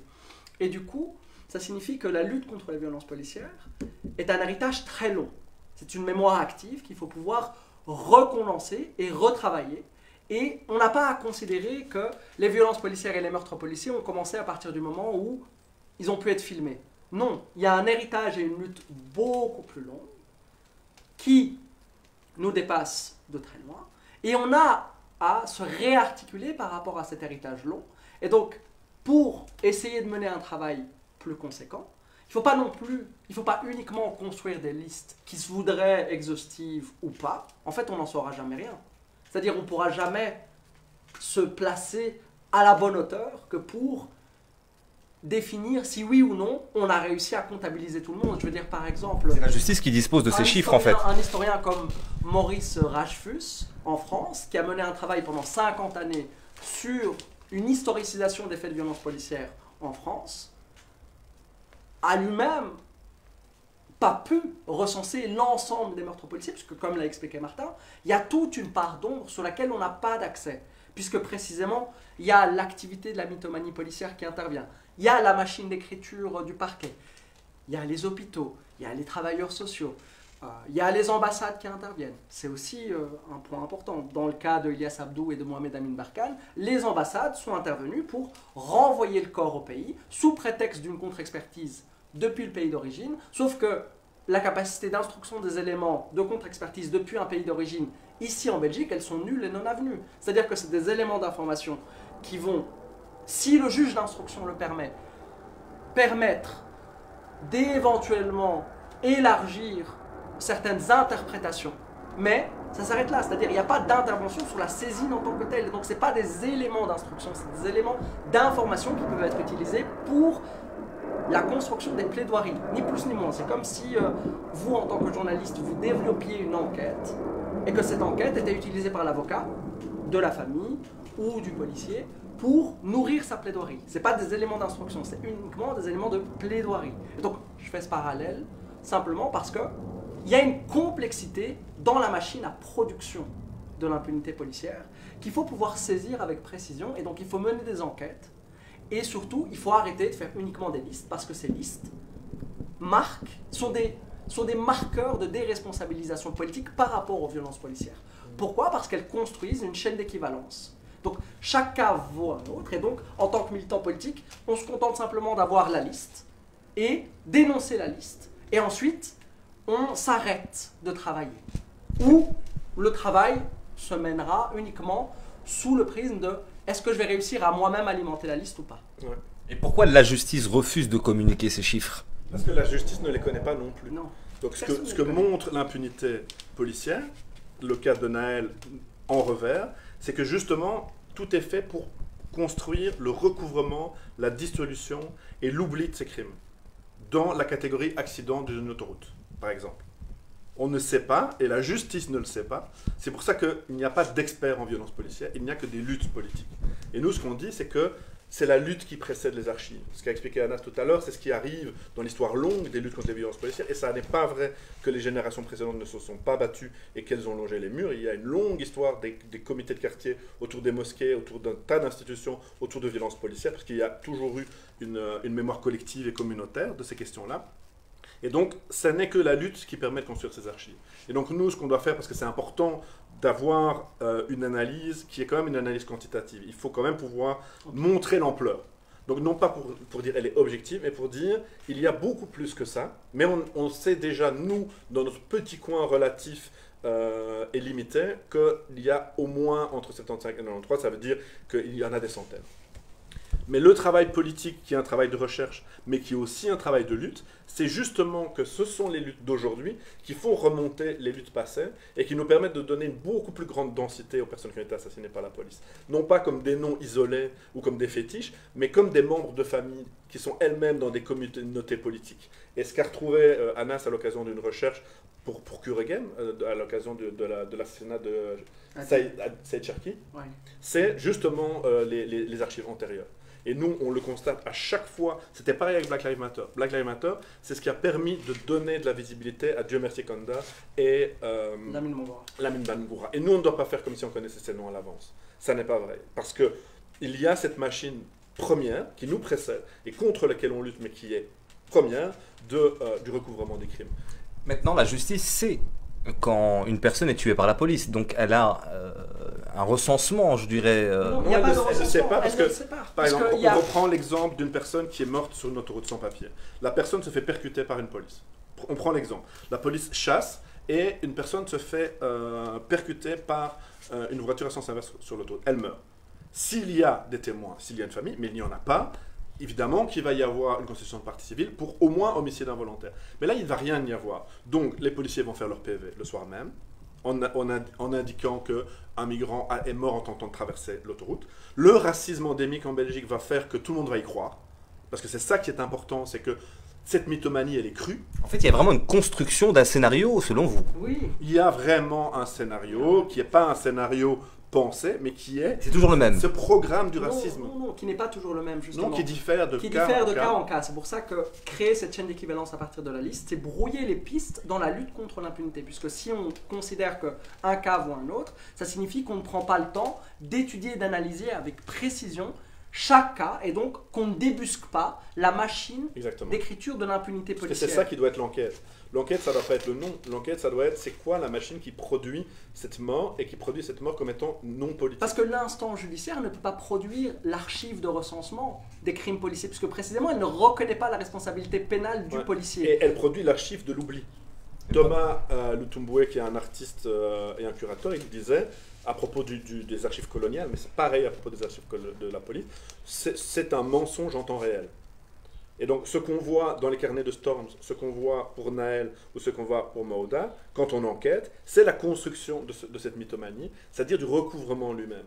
Et l'enquête, elle doit montrer cette machine. Parce que c'est cette machine qui nous permet, à partir des cas, de non seulement avoir une analyse quantitative, mais avoir une analyse de c'est quoi la qualité, c'est quoi la nature de ce processus, qui n'est pas une machine monolithique, qui est un mode de gouvernement, qui passe aussi bien par le parquet, par le ministre de l'Intérieur, mais aussi, on n'en parle pas assez, par les instances du racisme d'État, comme Myria, comme Unia.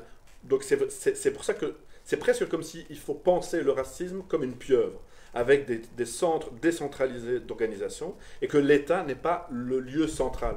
L'État est diffracté dans toutes ces mécaniques. C'est vraiment une forme réticulaire, et donc si on prend votre proposition au premier degré et qu'on se rend aux archives judiciaires, on va rien trouver. Mais on va absolument rien trouver, on va retrouver certains cas, mais comme ces cas ne seront pas couverts sous le prisme de la responsabilité pénale du policier, on ne pourra pas inscrire ça comme étant un meurtre policier en tant que tel, puisque le qualificatif de meurtre policier reviendrait à reconnaître la responsabilité pénale du policier. Or, la justice ne le fait jamais, c'est-à-dire il y a une pratique du blanchiment permanent. Donc, il y a la production de cette omission.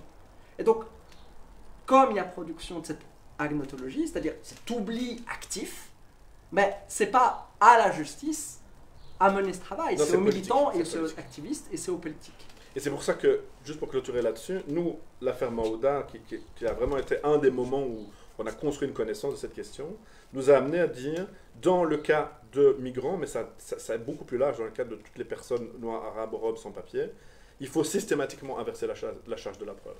Donc quand nous lisons X Vietnamiens percutés à Jabek sur l'autoroute, nous inversons la charge de la preuve et nous cherchons des informations pour savoir est-ce que la police est responsable. On part du principe qu'elle l'est probablement. Ça ne veut pas dire qu'elle l'est de façon mécanique, donc on ne va pas faire de l'inversion du stigmate absurde, parce qu'il s'agit vraiment d'avoir des condamnations pénales, mais on va mettre cette logique de l'inversion de la preuve.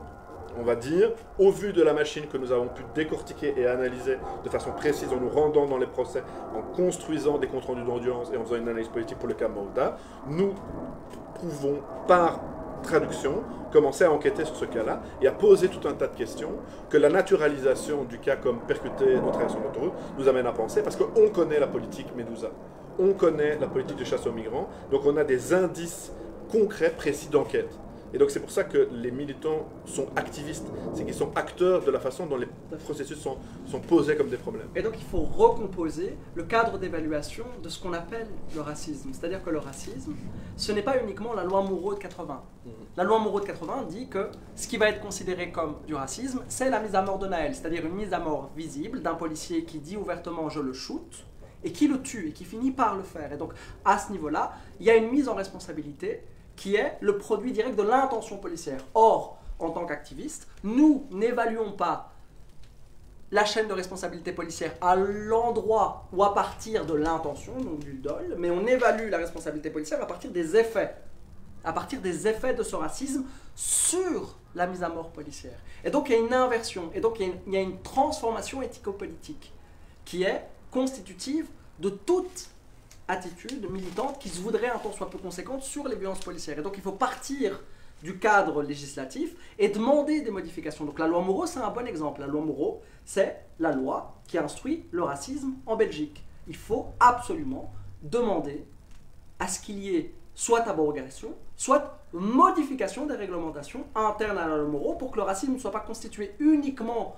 comme étant une circonstance aggravante, mais comme un effet, et donc comme un mobile constitutif de la mise à mort. Et juste pour rester encore 2 secondes sur cette loi Moreau, donc le problème c'est la catégorie d'intention et d'incitation. Donc est-ce qu'il y a une incitation à la haine ou pas? Le bon exemple c'est, donc il y a eu quelques années au Pukkelpop Festival, des membres apparentés à Skilden Vrienden, qui est un groupe d'extrême droite flamand, qui ont agressé physiquement 2 jeunes afrodescendants pendant un concert au cri de Congo is Vanot. Les suprématistes sont... Traduction ? Le Congo est à nous. Donc c'est vraiment un cri de guerre suprématiste en disant on a coupé les mains au Congo, le Congo est à nous, donc on va exterminer la présence afrodescendante ici dans le concert de Pukkelpop. C'est vraiment du retour d'empire, quoi. C'est donc extrêmement clair en termes de suprématisme. Ces personnes ont été complètement relaxées, elles n'ont jamais été poursuivies pour une raison simple, qui est que généralement les familles suprématistes sont des familles bien placées dans l'échelon judiciaire. On l'a vu encore avec l'assassinat de Sandadia. Et donc ils savent tout de suite que dès le lendemain, ils doivent se prononcer dans la presse en disant « on n'a pas eu l'intention de faire ce qu'on a fait. On a été dépassé, on présente nos excuses les plus sincères, on ne pensait pas ce qu'on a dit. » Si cette phrase est énoncée, et les groupes d'extrême droite le savent, la loi Moreau empêche de poursuivre. Et donc ce que va faire UNIA, c'est construire la non-pénalisation, donc l'impunité de cette violence suprématiste, exterminatrice, en considérant qu'il doit y avoir un dialogue entre les victimes et que ce serait bien que ces personnes aillent au musée colonial de Tervuren saluer leurs ancêtres qui ont exterminé Lusinga au musée de Tervuren. Donc cette loi n'est une loi non seulement perverse, mais elle construit le mécanisme du blanchiment. J'insiste là-dessus, parce qu'Anas l'a dit, ce que nous demandons, c'est une transformation substantielle pour passer de l'intentionnalité aux effets, c'est-à-dire une loi antiraciste qui prend en compte les victimes du racisme elles-mêmes. Parce que ce qu'on voit dans tous les dossiers, c'est que la possibilité d'avoir accès aux dossiers judiciaires pour les familles victimes de violences racistes est extrêmement difficile. Le droit est du côté des assassins. Dans un pays colonial, historiquement, c'est normal, mais il faut politiquement le transformer. Et il y a encore une dernière chose que je veux dire par rapport à cette loi Moreau, c'est que donc, nous alertons depuis, et nous ne sommes pas les seuls depuis longtemps, on a fait une multitude de cartes blanches. Certains d'entre nous se sont rendus au secrétariat de l'ancienne secrétaire d'État à l'égalité des chances, donc qui est en responsabilité de cette question, après avoir rencontré M. Charlier, qui est le président d'UNIA, l'organisation antiraciste, où on adresse ce message depuis longtemps, et nous avons été reçus dans le plus grand des mépris, et rien n'a été pensé. Et je termine là-dessus. Et c'est une très bonne chose. Aujourd'hui, les mouvements féministes, depuis des décennies, se battent pour considérer que le fait de tuer une femme n'est pas un acte anodin, et que donc tuer une femme parce que c'est une femme est un féminicide. Nous demandons, et nous ne sommes pas les seuls, que lorsqu'on tue des Noirs et des Arabes de façon raciste, ce soit considéré aussi avec une valeur pénale particulière. Pas comme une circonstance aggravante, mais comme un mobile raciste. Et nous le demandons dans une analyse précise des techniques de mise à mort. Parce qu'évidemment, le policier d'Adil, il le déclare et ça finit par sortir, mais la plupart du temps, les propos racistes sont étouffés en interne. Et donc on n'a jamais une image d'un policier raciste au fond d'un commissariat qui tue un arabe en disant mort aux arabes. On a une conscience policière des zones d'ombre de la loi antiraciste qui est aujourd'hui le cadre permissif. Donc il faut abroger ce cadre permissif et construire une loi qui soit une loi qui vise le mobile raciste. Alors pour revenir sur le nombre de morts tués par la police, notamment en Belgique, pourquoi en France on a des chiffres beaucoup plus documentés tout simplement, comparé à la Belgique? Parce qu'il y a plus de luttes.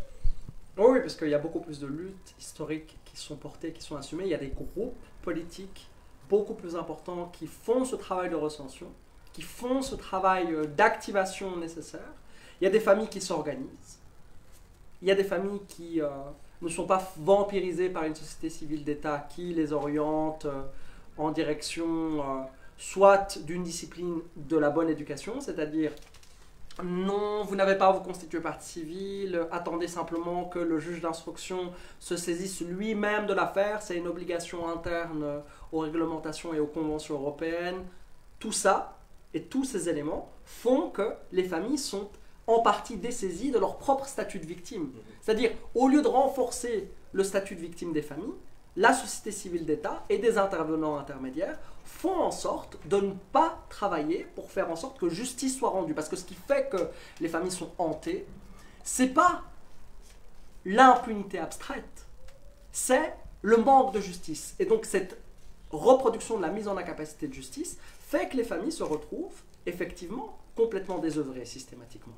Et donc on va reprendre un exemple parce qu'il est venu en tête, dans lequel Anas et moi on a été pris. Donc il y a eu, il y a quelques années, une descente de police très très violente dans l'école André Thomas à Forêt.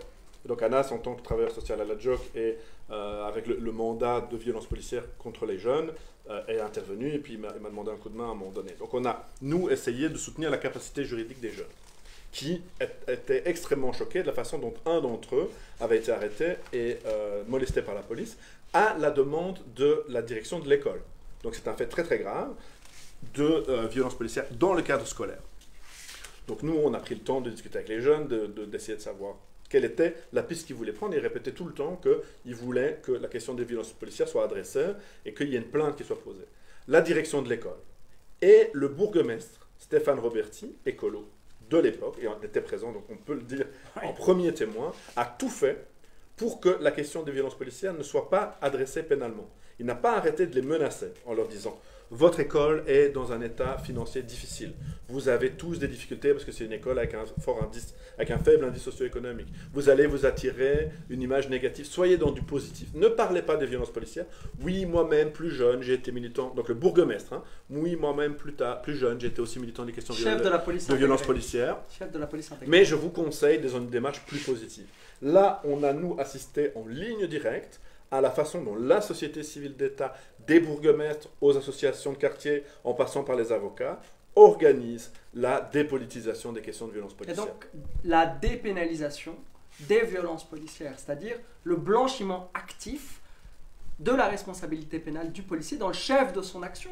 C'est-à-dire que, dans le cas d'Adil, par exemple, on est vraiment en plein dedans. C'est-à-dire le refus de correctionnalisation des éléments internes du rapport administratif par le collège de police construit en ligne de fond le blanchiment de son action.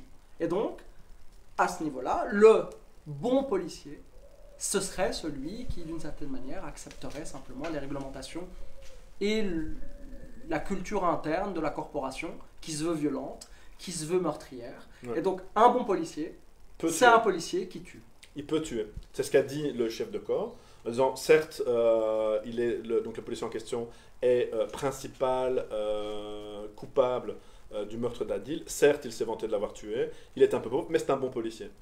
Et donc, un bon policier, c'est un policier qui peut tuer. Et aucun bourgmestre n'a rien dit. Ils ont joué au roi du silence.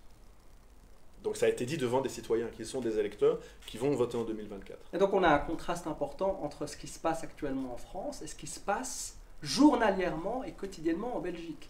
Donc je rappelle qu'en France, on parle de Emmanuel Macron et Gérald Darmanin. Emmanuel Macron et Gérald Darmanin ont pris des positions qui seraient tout bonnement inimaginables en Belgique. Même du Parti Socialiste. Alors face à l'ampleur de la controverse, justement, suite à la mort du jeune Adil, et à la demande d'une enquête approfondie, les policiers impliqués ont été auditionnés par les autorités compétentes. Le résultat de cette enquête seront déterminants pour établir les responsabilités et faire la lumière, toute la lumière sur cette tragédie qui a coûté la vie à Naël. Déjà, le premier policier tireur a été inculpé d'homicide volontaire. Alors c'est très rare. Maître Jennifer Cambla, l'une des avocates de la famille de Naël, a annoncé mercredi 28 juin sur France Info vouloir déposer plainte pour faux en écriture publique. Elle affirme que les policiers ont menti en déclarant sur la chaîne de télévision française BFM TV, dont Marc-Olivier Fogiel est le directeur général depuis juillet 2019, faut-il le rappeler, que le conducteur leur avait foncé dessus. Maître Cambla souhaite également porter plainte pour complicité contre le deuxième policier qui se trouvait à côté de lui, à côté de celui qui a tiré, pardon. Elle estime que le deuxième policier devrait également être poursuivi, soulignant: quand on regarde la vidéo, il semblerait qu'il prononce le mot « shoot-le ». Cela constituerait des faits de complicité. Comment vous réagissez à ça? D'abord, ce qu'il faut vraiment souligner dans cette histoire, c'est l'importance et la qualité du travail des avocats de la famille. Ce qu'on voit ici, c'est un travail proactif. Nous, on est systématiquement confrontés à l'action proactive des parquets et des policiers. On l'a rappelé dans l'affaire Adil. Très vite, Sven Marie fait de la politique. Et donc poursuit Adil pour délit de fuite de façon à blanchir. Donc il y a tout un tas d'actes et de guérillas juridiques qui sont menés par les avocats des policiers, par les parquets. Donc on est en face d'une machine extrêmement bien huilée. Et donc c'est d'autant plus important d'avoir une contre-guérilla juridique. Et donc là, on voit dans cette histoire un travail qui peut vraiment servir, parce qu'il y a un vrai travail politico-juridique. Et donc à chaque étape, ce qu'ils vont faire, c'est donc instruire pour coalition de fonctionnaires, instruire pour les faux privés. Donc c'est défaire la machine d'impunité en train de se faire. Et pas attendre le procès pour faire sa belle plaidoirie d'avocat. C'est agir en tant qu'avocat tacticien. On pourrait parler d'avocats spécifiques qui interviennent. Ils sont Anas les connaît mieux, moi je ne connaissais pas, mais il y a un travail qui est fait. Et donc, ils vont assez rapidement pouvoir qualifier les faits, pouvoir qualifier politiquement et médiatiquement. Ils n'ont pas peur de le faire médiatiquement, de façon à orienter l'enquête pour défaire, ils y arrivent, défaire l'impunité policière. Et donc c'est la mobilisation extérieure, mais c'est aussi, et ce aussi est aussi important, le travail juridique des avocats. Et donc nous, ça nous donne des éléments. Par exemple ici, il y a une demande de dépaysement et de dessaisissement, et ça nous le voit tout le temps. En fait c'est logique, et c'est pour ça que le syndicat de la magistrature reprend cette tactique judiciaire comme étant un cahier des charges pour une politique antiraciste à la hauteur de l'impunité policière. Le dépaysement, ça veut dire, et on le voit tout le temps, qu'il y a évidemment une collusion quotidienne entre les parquets et la police locale. Anas l'a expliqué, nous on a ce problème ici en Anderlecht maintenant, c'est que la police est en train de faire le travail de la justice de façon à blanchir le policier et de façon à intimider les lanceurs d'alerte. Donc il faut un dépaysement, c'est-à-dire qu'il faut une séparation. Ce n'est pas une solution magique, mais c'est une tactique contre une machine qui est efficace. Et donc, il y a des actes juridiques qui doivent être faits. Nous, ce qu'on constate trop souvent en Belgique, c'est qu'il y a une sorte d'attente, un peu remplie par tout un tas de spectacles militants, du grand moment de la plaidoirie. Mais ce qui constitue une victoire politique dans un procès, ce sont des actes techniques de devoir d'enquête complémentaire. Pas seulement essayer de se positionner comme on les laisse agir. Moi j'ai trop souvent entendu on les laisse faire, on les laisse abattre leurs cartes. Leurs cartes, c'est ceux de l'impunité policière, leurs cartes, c'est ceux de l'État, leurs cartes, c'est celles d'une police armée. Donc on doit agir avant, on doit défaire leur jeu. Et c'est ce que font les avocats ici. Vous pensez, Anas, que les avocats, ici en tout cas dans les affaires de violences policières en Belgique, que le travail d'enquête, ou plutôt des devoirs d'enquête, comme vous le signalez Martin Van der Elst, n'est pas fait correctement comme en France? En tout cas, il y a cette tentation à vouloir presque trouver l'affaire parfaite. C'est-à-dire trouver l'affaire qui aurait la meilleure équation. Et donc, par exemple, pour citer le cas de Naël, Naël, pour beaucoup, c'est le meilleur exemple, puisque c'est le cas où il y a une vidéo, où il y a des propos qui sont dits, où clairement, on ne peut pas interpréter autrement la situation. Sauf que ce n'est pas vrai. C'est-à-dire que le parquet de Nanterre est directement intervenu pour d'une certaine manière, recomposer l'interprétation judiciaire par rapport à ces images. Donc, les images, en tant que telles, ne font pas office de preuve. Pour prendre un exemple typiquement belge, le cas de Lamine Bangora, 7 mai 2018, un huissier de justice filme sa mise à mort, 7 policiers sur lui. Conclusion, chambre du conseil non-lieu, chambre des mises en accusation, reconduction de non-lieu. Donc on a une image claire où on assiste publiquement à sa mise à mort. Dans les médias, hein, dans les médias, de Morgan, etc. Et ça n'aboutit pas à une condamnation. Donc l'image en tant que telle n'est pas constitutive d'une action qui viserait à briser l'impunité judiciaire et policière. Donc c'est pour ça qu'il y a un travail conséquent à mener pour et par tant les avocats, mais également par la société civile. C'est-à-dire que la société civile peut aménager des espaces d'interprétation à partir des images, pour essayer de nourrir les devoirs d'enquête complémentaires. Et donc nous, en tant que militants, c'est ce qu'on essaye de faire systématiquement, c'est-à-dire on intervient à travers des enquêtes de proximité pour tenter d'élargir la saisine et donc constituer et renforcer les devoirs d'enquête complémentaires qui vont être élaborés par les avocats. C'est le cœur même des interventions. Je peux vous donner un exemple concret. Faisal Chefou, par exemple, lui a été mis en responsabilité pénale. C'est moi. Lui a été mis en responsabilité pénale à travers des images qui l'ont confondu avec le dit homme chapeau.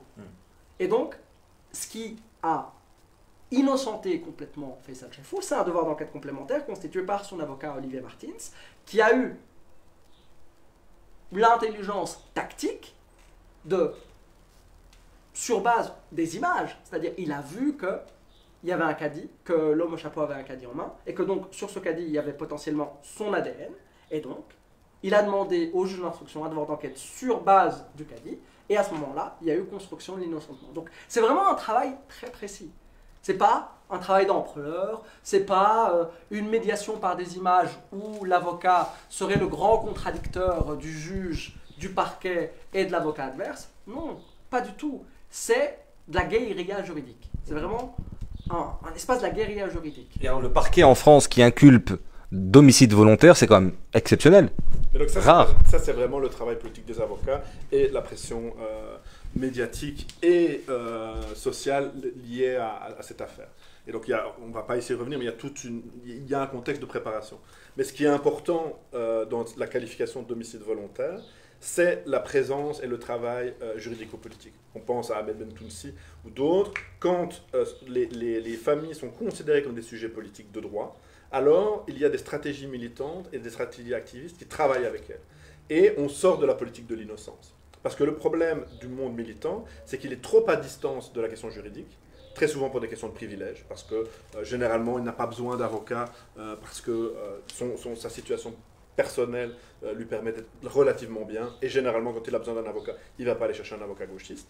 Et donc il y a vraiment ce travail que nous on essaie de mener depuis l'affaire Maouda, qui a été fait avec l'affaire Lamine Bangora et tout un tas d'autres, de travail juridico-politique à l'intérieur, parce que il y a en fait des erreurs de catégorie qui sont faites tout le temps entre ce qui est vrai pour les médias, ce qui est vrai politiquement, et ce qui est une vérité judiciaire. Et une vérité judiciaire est une vérité qui est construite.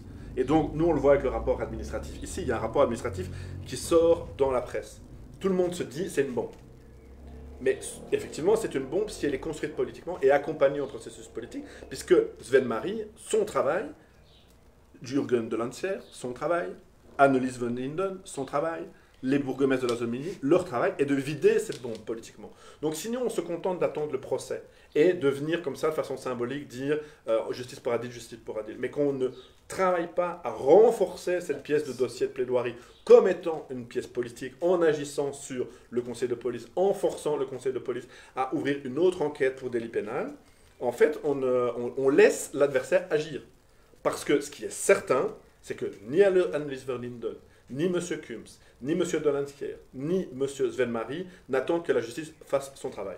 Ils agissent activement, H24, pour blanchir la police. Alors, dans une vidéo émouvante diffusée hier soir sur les réseaux sociaux, la mère de Naël a livré un témoignage déchirant. Il y a quelques jours, les larmes aux yeux, elle a exprimé sa douleur et sa colère face à la perte tragique de son fils. Elle a déclaré « Mon fils, j'en ai qu'un.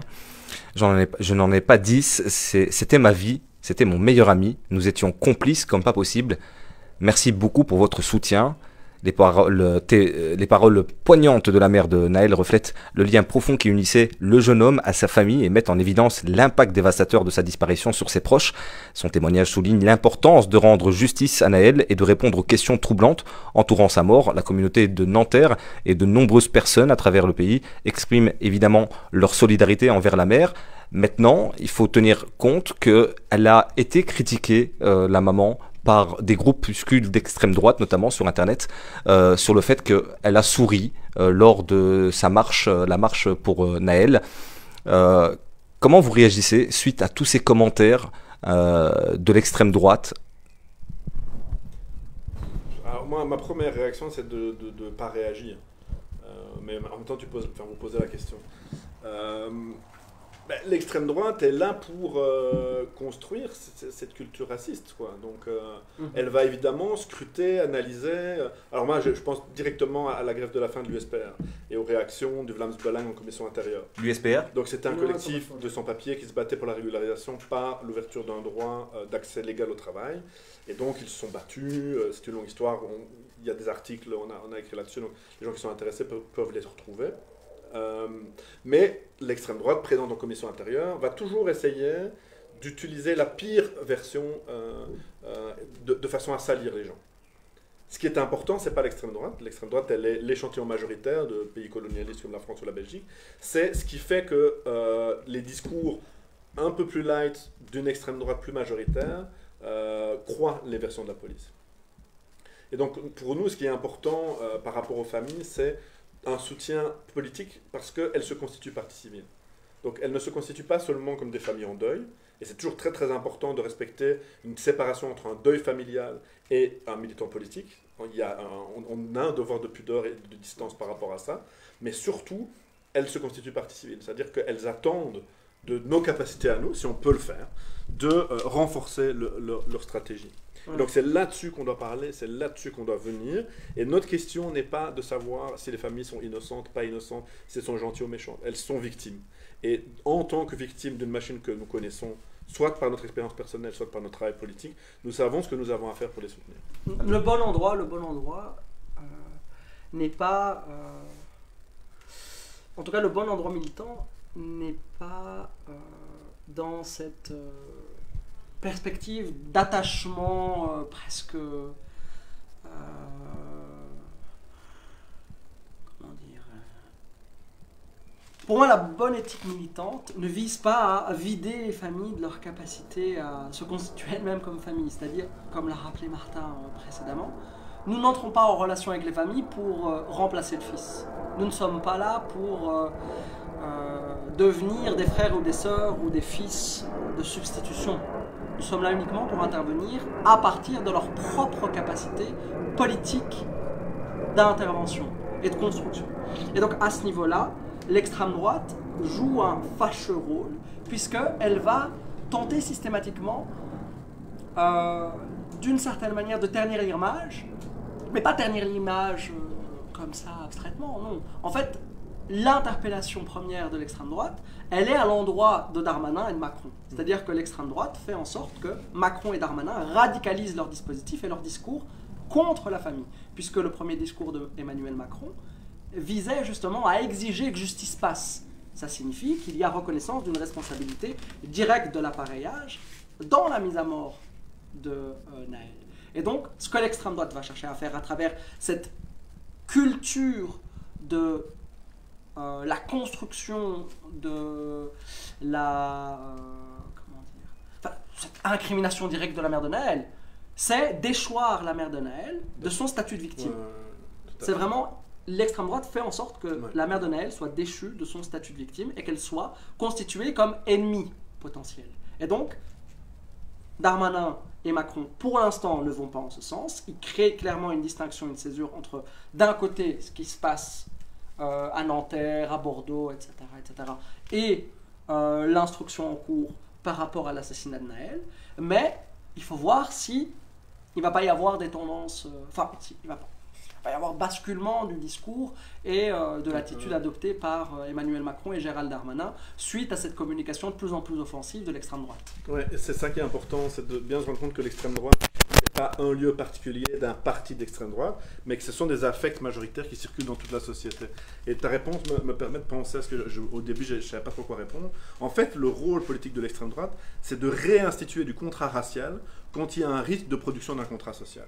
Ce qui pourrait arriver en France, si Macron reste dans une position comme ça, qu'il y a une opinion majoritaire qui soutient la famille, c'est qu'on arrive, petit à petit, le syndicat de la magistrature le montre, les collectifs antiracistes ont travaillé dessus, donc il y a un savoir qui le permettrait, qu'on puisse instaurer un contrat social à l'endroit des victimes de violences policières. Il n'en existe pas, il n'y a pas de rapport social, c'est pour ça qu'elles sont déshumanisées. Ce que va faire l'extrême droite sans cesse, c'est de servir de Ku Klux Klan, c'est-à-dire de bras armés de la société majoritaire pour réinstaurer le contrat racial, c'est-à-dire déshumaniser, victimiser en tant que, en fait, elles ne sont pas là pour, de toujours, comme dit Anas, de toujours jeter la suspicion par un biais racial sur leur capacité des sujets. Et donc c'est pour ça que l'extrême droite est là, c'est pour ça qu'elle est violente, et c'est pour ça qu'elle est majoritaire, c'est qu'elle va circuler comme affect dans l'ensemble de la société, et elle va diviser des familles blancs, par exemple, à l'endroit des violences policières, parce que s'il y a un contrat social qui est construit,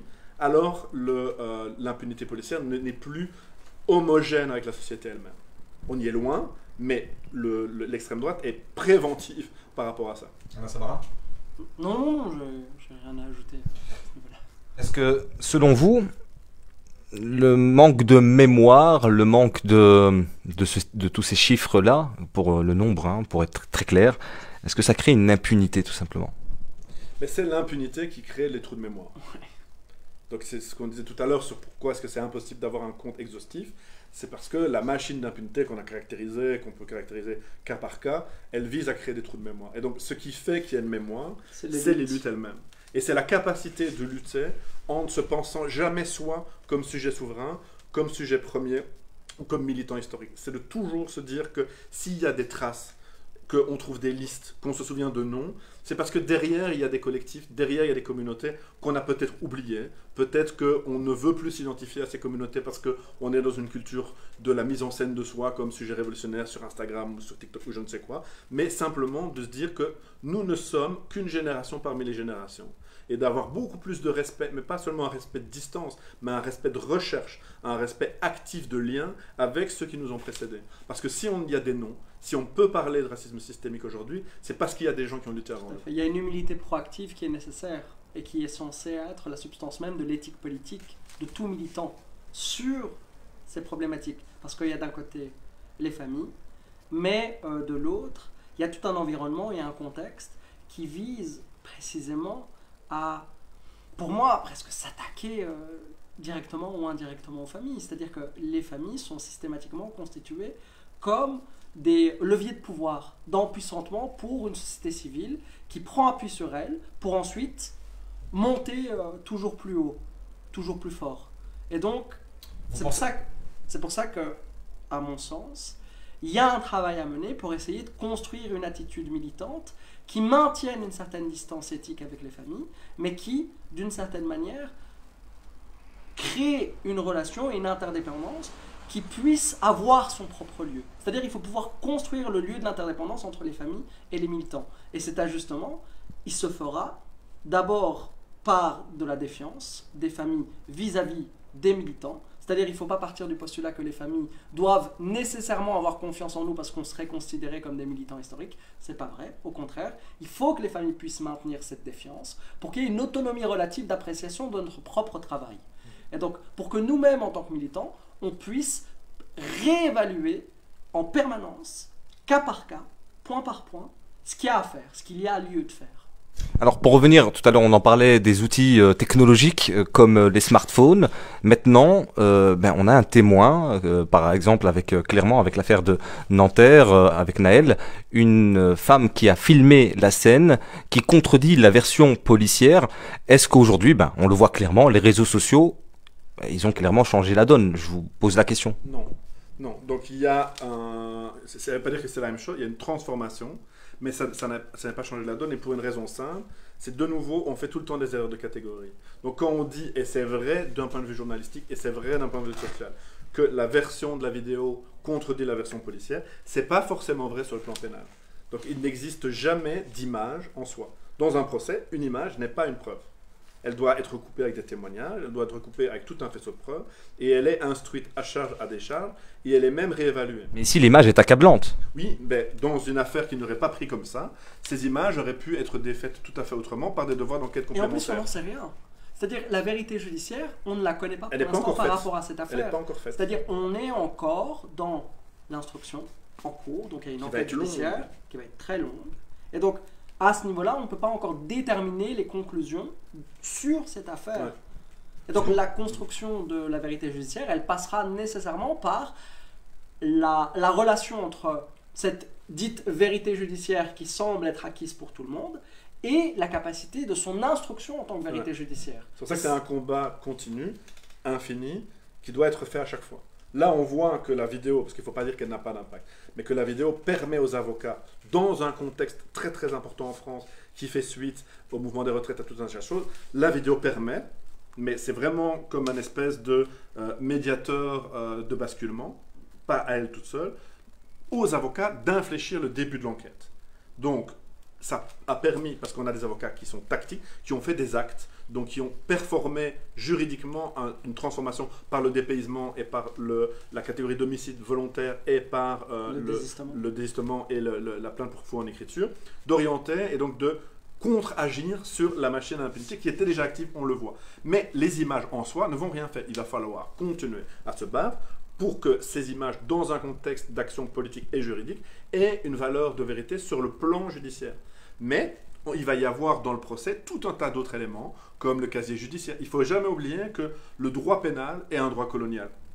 Donc, il y a des catégories, on l'a vu dans l'affaire Maouda, entre homicide involontaire et conduite méchante, il y a un ratio de volume pénal inversé. Donc les policiers ont des catégories d'immunité au sein des procès. Donc les images sont importantes, mais ce qu'on essaie de dire par là, c'est qu'elles ne font rien mécaniquement. Et qu'il faut se méfier de l'idée que dans une société des réseaux sociaux, il y aurait de façon naturelle plus de condamnations. Non, il y a des opportunités clairement qui sont définies par la possibilité de filmer. Clairement, le fait de pouvoir filmer une violence policière est importante.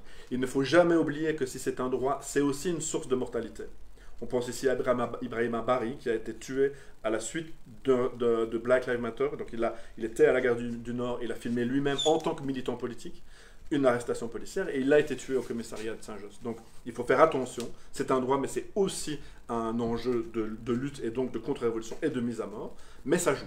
Mais ça joue pas tout seul, ça joue à travers des stratégies. Et donc ce qu'on essaie nous de dire, c'est qu'il faut construire entre la stratégie judiciaire et les militants et l'opinion publique et les journalistes des liens de guérilla politique par rapport au procès eux-mêmes pour que les condamnations brisent la machine à impunité qui est première. Mais cette machine à impunité que vous dites, elle a été, le lexique a été cassé, le scénario dans le sens où, attendez, la vidéo quand elle est sortie, BFM TV avec le policier a sorti, c'est ça, il y a un scénario médiatique. Mais le scénario médiatique n'est pas le scénario judiciaire. D'accord, mais on est d'accord que les réseaux sociaux eh bien, prennent de l'ampleur sur ces réseaux médiatiques. Donc ce qui a été fait, c'est qu'il y a eu une intervention, mais pas la vidéo, mais c'est la vidéo dans le contexte politique, avec le travail technique et intelligent des avocats et un certain nombre de militants politiques, a permis de casser un élément extrajudiciaire que la police utilise pour faire pression sur les parquets, qui est le premier scénario dans la police. En Belgique, tous les gens qui ont suivi les affaires Sourou, Ibrahima, Adil, Maouda ont vu ces versions. Ces versions, elles sont extra-pénales, mais elles visent pas seulement à créer un sentiment d'acceptation de la population, elles visent à exercer sur le parquet une certaine version qui est celle qui est dans les PV de police. Ce qui compte, c'est les PV de police. Mais ce qui compte réellement, c'est un travail sur la tradition discursive qui interprète judiciairement ces images. C'est-à-dire qu'il faut mener un travail pour qu'il y ait une réévaluation de l'interprétation des images au niveau judiciaire. Et pour ça, les images en soi ne suffisent jamais. Mais aujourd'hui, les médias se sont saisis de la question de la violence policière et du racisme notamment. Un temps judiciaire qui est un temps d'impunité. Et donc, oui, maintenant, il y a ça. Mais le problème, c'est que Par exemple, hein, il y a une revendication militante qui est de dire il faut une justice accélérée. Et il y a une rationalité qu'on peut comprendre qui est de dire comme ça on évite le temps judiciaire long qui serait un temps d'épuisement et d'oubli. La difficulté c'est qu'on se met nous toujours quasiment en position de souveraineté sur les procès policiers. Alors qu'on doit d'abord agir en se disant qu'on a face à nous une machine que nous connaissons dans son historicité pénale, mais aussi dans sa capacité politique, qui n'est pas que le procès, qui est le parquet, qui est des institutions de l'État, et qu'on doit bien connaître cette machine, on doit l'identifier dans son action, et on doit avoir des tactiques pour l'enrayer. Mais ce n'est pas parce qu'il y a une vidéo, ce n'est pas parce qu'il y a une opinion publique favorable, que dans le procès qui pourrait y avoir lieu dans 3 ou 4 ans, quelque chose comme une condamnation pourrait avoir lieu. Parce que la force de l'image en soi n'existe pas. Ouais, Elle a une capacité d'interprétation et donc de dérégulation de la machinerie à produire de l'impunité. Mais pour vous donner un exemple historique, en 92, Rodney King, aux États-Unis, qui s'est fait tabasser par 11 policiers. 11 policiers. Ça a été filmé. Filmé par une caméra de surveillance du bâtiment qui se trouvait en face de la scène où Rodney King a été tabassé. Les images, qui ont été ensuite recomposées et réinterprétées par l'avocat des policiers, ont finalement conduit à la condamnation directe de Rodney King sous prétexte d'une violence de Rodney King à l'endroit des policiers. Et donc, tous les moments où Rodney King cherchait à se protéger, et donc où visiblement son bras était en action de protection, a été réinterprété par l'avocat de la police comme étant des actions de possible violence à l'encontre des policiers. Et donc, c'est vraiment là-dessus qu'il y a à travailler. C'est la capacité d'interprétation dans un procès au regard du droit pénal et de la colonialité du droit pénal lui-même. Et donc, ce qu'on peut dire ici, c'est que ce qui est clair, on ne peut pas en faire l'analyse comme ça, mais tout le monde voit un peu les éléments, c'est que le moment Black Lives Matter montre quelque chose comme une transformation de la perception subjective plus majoritaire, au-delà des premiers concernés. Il y a une sensibilité aux questions de violence policière qui a un impact, mais qui n'a pas d'impact mécanique. Et donc il faut se méfier de l'inaction et de l'irresponsabilité en pensant qu'il y a un sorte de grand mouvement organique évolutionniste dans lequel on aurait changé de mœurs. Les mœurs, ce sont les catégories pénales qui sont issues du droit colonial. Parce que ça produirait une sorte de maniaco-dépressisme qui, en fait, s'il n'y a pas de vérité judiciaire à partir de Naël, tout le monde va s'arrêter de lutter en considérant qu'il y a une vidéo, c'est terminé. En fait, si le cas de Naël ne donne pas lieu à une condamnation, ça veut dire qu'on arrête tout parce qu'on n'arrivera pas à aller au-delà de ça. Et donc, c'est pour ça qu'il faut faire attention. Et donc, préciser et mener un travail conséquent sur l'interprétation judiciaire, ça permet de sortir de cette maniaco-dépression qui nous pousse systématiquement à considérer que parce que on a trouvé la bonne affaire, l'affaire qui va aboutir à la condamnation. En fait, on n'en a jamais les clés. Oui, c'est messianique. On n'en a jamais les clés. On ne sait jamais. Et donc, on a un travail conséquent à mener sur tous les cas pour essayer de construire les outils et s'armer nous-mêmes pour briser cette impunité en face de nous. Donc le soutien est un travail actif de construction de connaissances et de capacité d'intervention. C'est ça qui est important.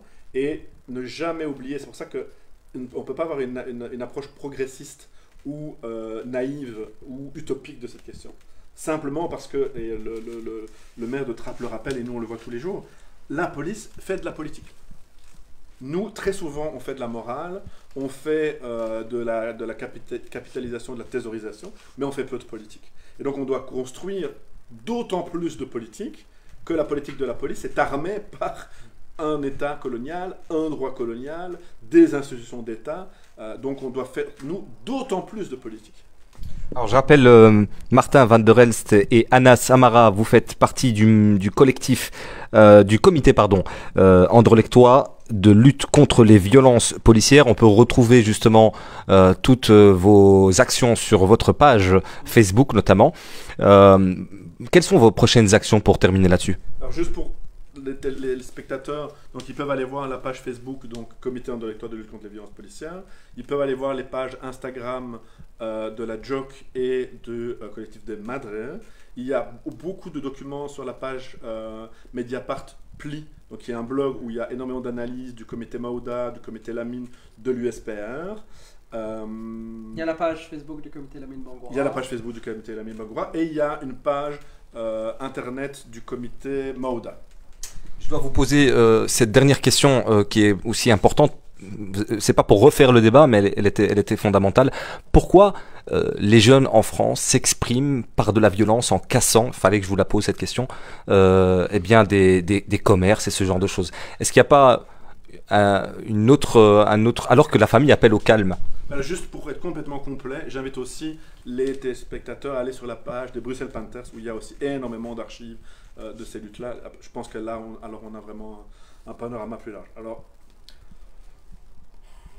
ta question, votre question, c'est pourquoi est-ce que les jeunes cassent? Ça, moi, je pense que personne ne peut répondre, à part les jeunes eux-mêmes. Ils ne sont pas dans les situations où ils vont expliquer tout ça. C'était la question que je vous posais au départ. Hein. En fait, c'est de nouveau la même chose. C'est-à-dire, c'est quelque chose qu'on ne sait pas bien caractériser. D'abord parce qu'on a vraiment une relation complètement fantasmée à ce qui se passe. C'est-à-dire, on dit les jeunes. Est-ce que c'est des jeunes? Est-ce que c'est certains jeunes? Est-ce qu'il y a d'autres? Après la communication de Darmanin. Il faut savoir qu'est-ce qu'il y a, qu'est-ce qui se passe. Et on utilise des mots, émeute, soulèvement, etc. Mais en fait, on a du mal à caractériser ce qui se passe parce qu'il se passe plein de choses en même temps. Il se passe des marches blanches, il se passe des débats. C'est très très intéressant pour nous, depuis la Belgique, de lire la presse française aujourd'hui parce qu'on a des unes de Libé, on a des débats qu'on rêverait d'avoir ici en Belgique pour avancer politiquement, qui sont menés à des grandes ampleurs. Donc d'abord, il faut constater ça, que la question du racisme systémique et de la violence policière en France, c'est vraiment un débat. Il se pourrait que ça n'aboutisse pas. Par exemple, dans les années 90, il y a eu un grand débat sur la restitution au niveau mondial qui a été mené par l'UNESCO. Il y a eu la contre-révolution coloniale. Ça a été oublié. Nul ne sait ce que peut devenir ce débat, mais il est d'une grande intensité aujourd'hui en France. Donc il y a la marche blanche, il y a tout un tas de collectifs qui luttent sur ces questions-là. Il y a les maires de banlieue, il y a énormément de paroles. Il y a aussi des actes. Alors moi, je livre une analyse comme ça qui est provisoire, parce que c'est difficile de se positionner là-dessus. Parce qu'on peut ni se positionner moralement, mais on ne peut pas non plus toujours faire le trope de gauche qui est de dire « oui, ce sont les conditions sociales, derrière, la violence est légitime ». La violence n'est ni légitime ni illégitime, elle est un produit qui génère des réponses. Et donc, c'est sur ces questions des réponses. Donc moi, ce que je pense qu'on peut dire, c'est que en France, et en Belgique, c'est encore pire, il n'existe pas d'organisation politique capable de structurer ce qui se passe dans ces moments-là. Comme après les émeutes de Watts, il y a eu le parti Black Panthers, comme dans les questions, on en parlait en off tout à l'heure, comme dans les questions d'indépendance en Algérie, il y a eu les FN, comme le pire, pas que le pire, mais le pire aussi après 2005. Le Parti des indigènes de la République. Qui s'est vraiment constitué après 2005 pour construire une parole politique. Aujourd'hui, c'est pas évident. Il y a plein de choses qui parlent, mais en termes d'organisation politique, on sent qu'il y a un vide.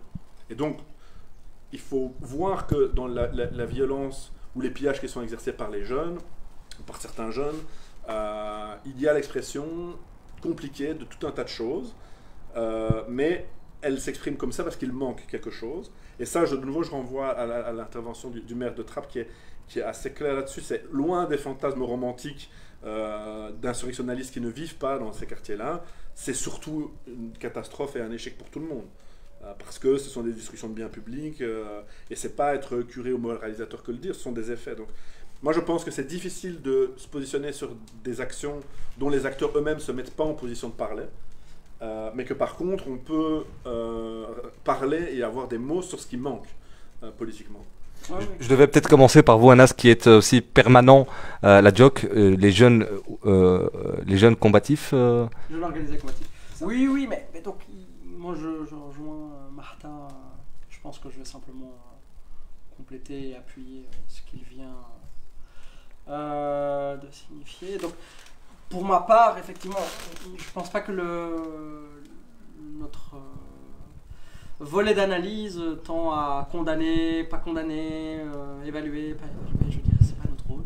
C'est pas notre rôle et on ne va pas non plus jouer le rôle de magistrats, ou enfin je veux dire malheureusement ces jeunes vont sans doute subir les linéaments de cette pénalisation de leur propre action, c'est-à-dire ils vont et ça a déjà commencé, on peut reprendre la communication de monsieur Dupond-Moretti qui est particulièrement les tonalités de la communication de Dupond-Moretti sont particulièrement agressives à l'endroit des jeunes, c'est-à-dire tolérance zéro, condamnation.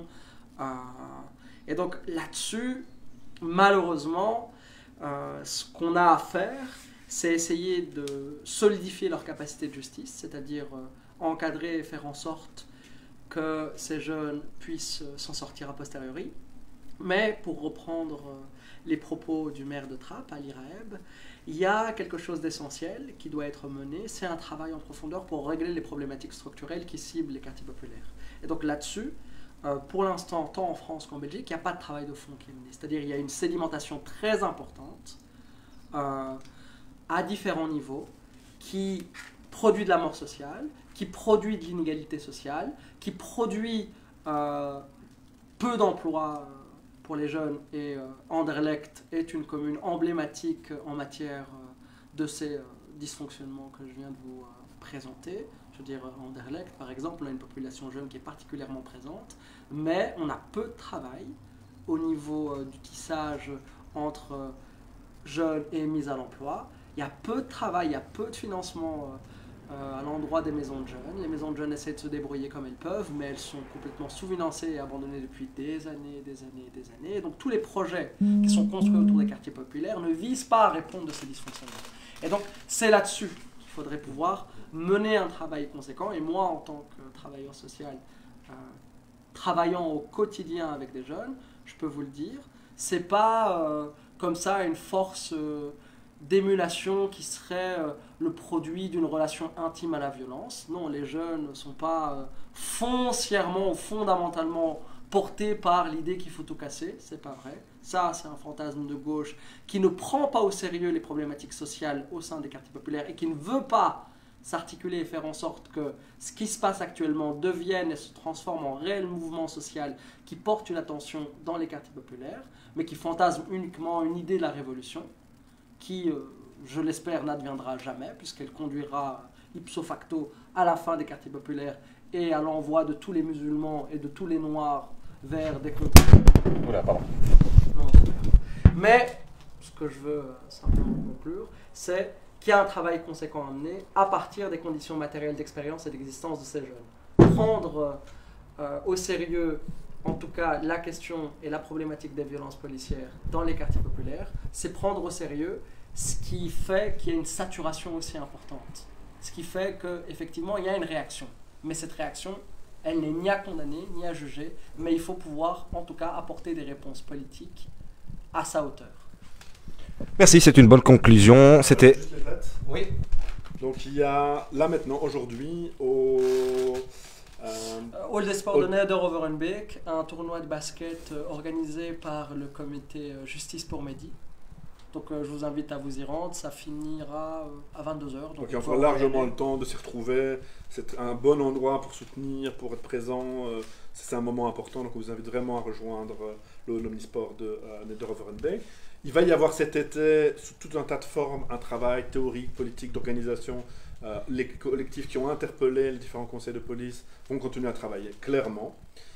Notamment sur l'articulation, gentrification, violence policière, à travers Stalingrad, à travers les politiques de mobilité. Donc, il va y avoir un travail continué à suivre, surtout c'est septembre. Donc le travail sera en préparation de septembre. Donc je rappelle le 5 septembre, chambre du conseil dans l'affaire Adine. Probablement c'est une chambre de conseil qui donnera l'agenda et qui vérifiera que les devoirs d'enquête complémentaires ont été faits, mais c'est très important d'être présent à chaque fois que les familles sont confrontées à l'appareil judiciaire raciste en Belgique. Le 11 septembre, ce sera donc la 3e interpellation, et cette fois-ci, on ne laissera pas la mise à l'écart de l'interpellation avoir lieu. Il nous a été dit qu'elle aurait lieu, on l'imposera by any means necessary, parce qu'il n'y a toujours aucune réponse sur l'envoi des PV et sur la correctionnalisation des faits dans l'affaire d'Adine. Donc ça, ce sera pour le 11. Il y a la marche pour Imad, qui est cette personne qui s'est fait tirer dessus comme Naël à Senef, à Floref. À Senef, qui aura lieu le 23 septembre. Le 23 septembre. Et n'hésitez pas à suivre, il y a une grande diversité de pages Instagram et autres qui relayent les informations de ces différents rassemblements, parce que c'est un tissu très large de tout un tas de gens qui sont actifs sur cette question, à suivre les différentes pages, les différents comités. Merci de nous avoir reçus, Martin van der Elst et Anas Amara. Quant à nous, merci de nous avoir suivis en direct sur Cité 24 et je vous invite à partager, à liker autour de vous. Je vous rappelle, nous sommes un média indépendant et c'est vous qui faites l'information. Merci à vous deux. Merci beaucoup pour l'opportunité. C'est gentil. Merci et à très bientôt. Bon après-midi.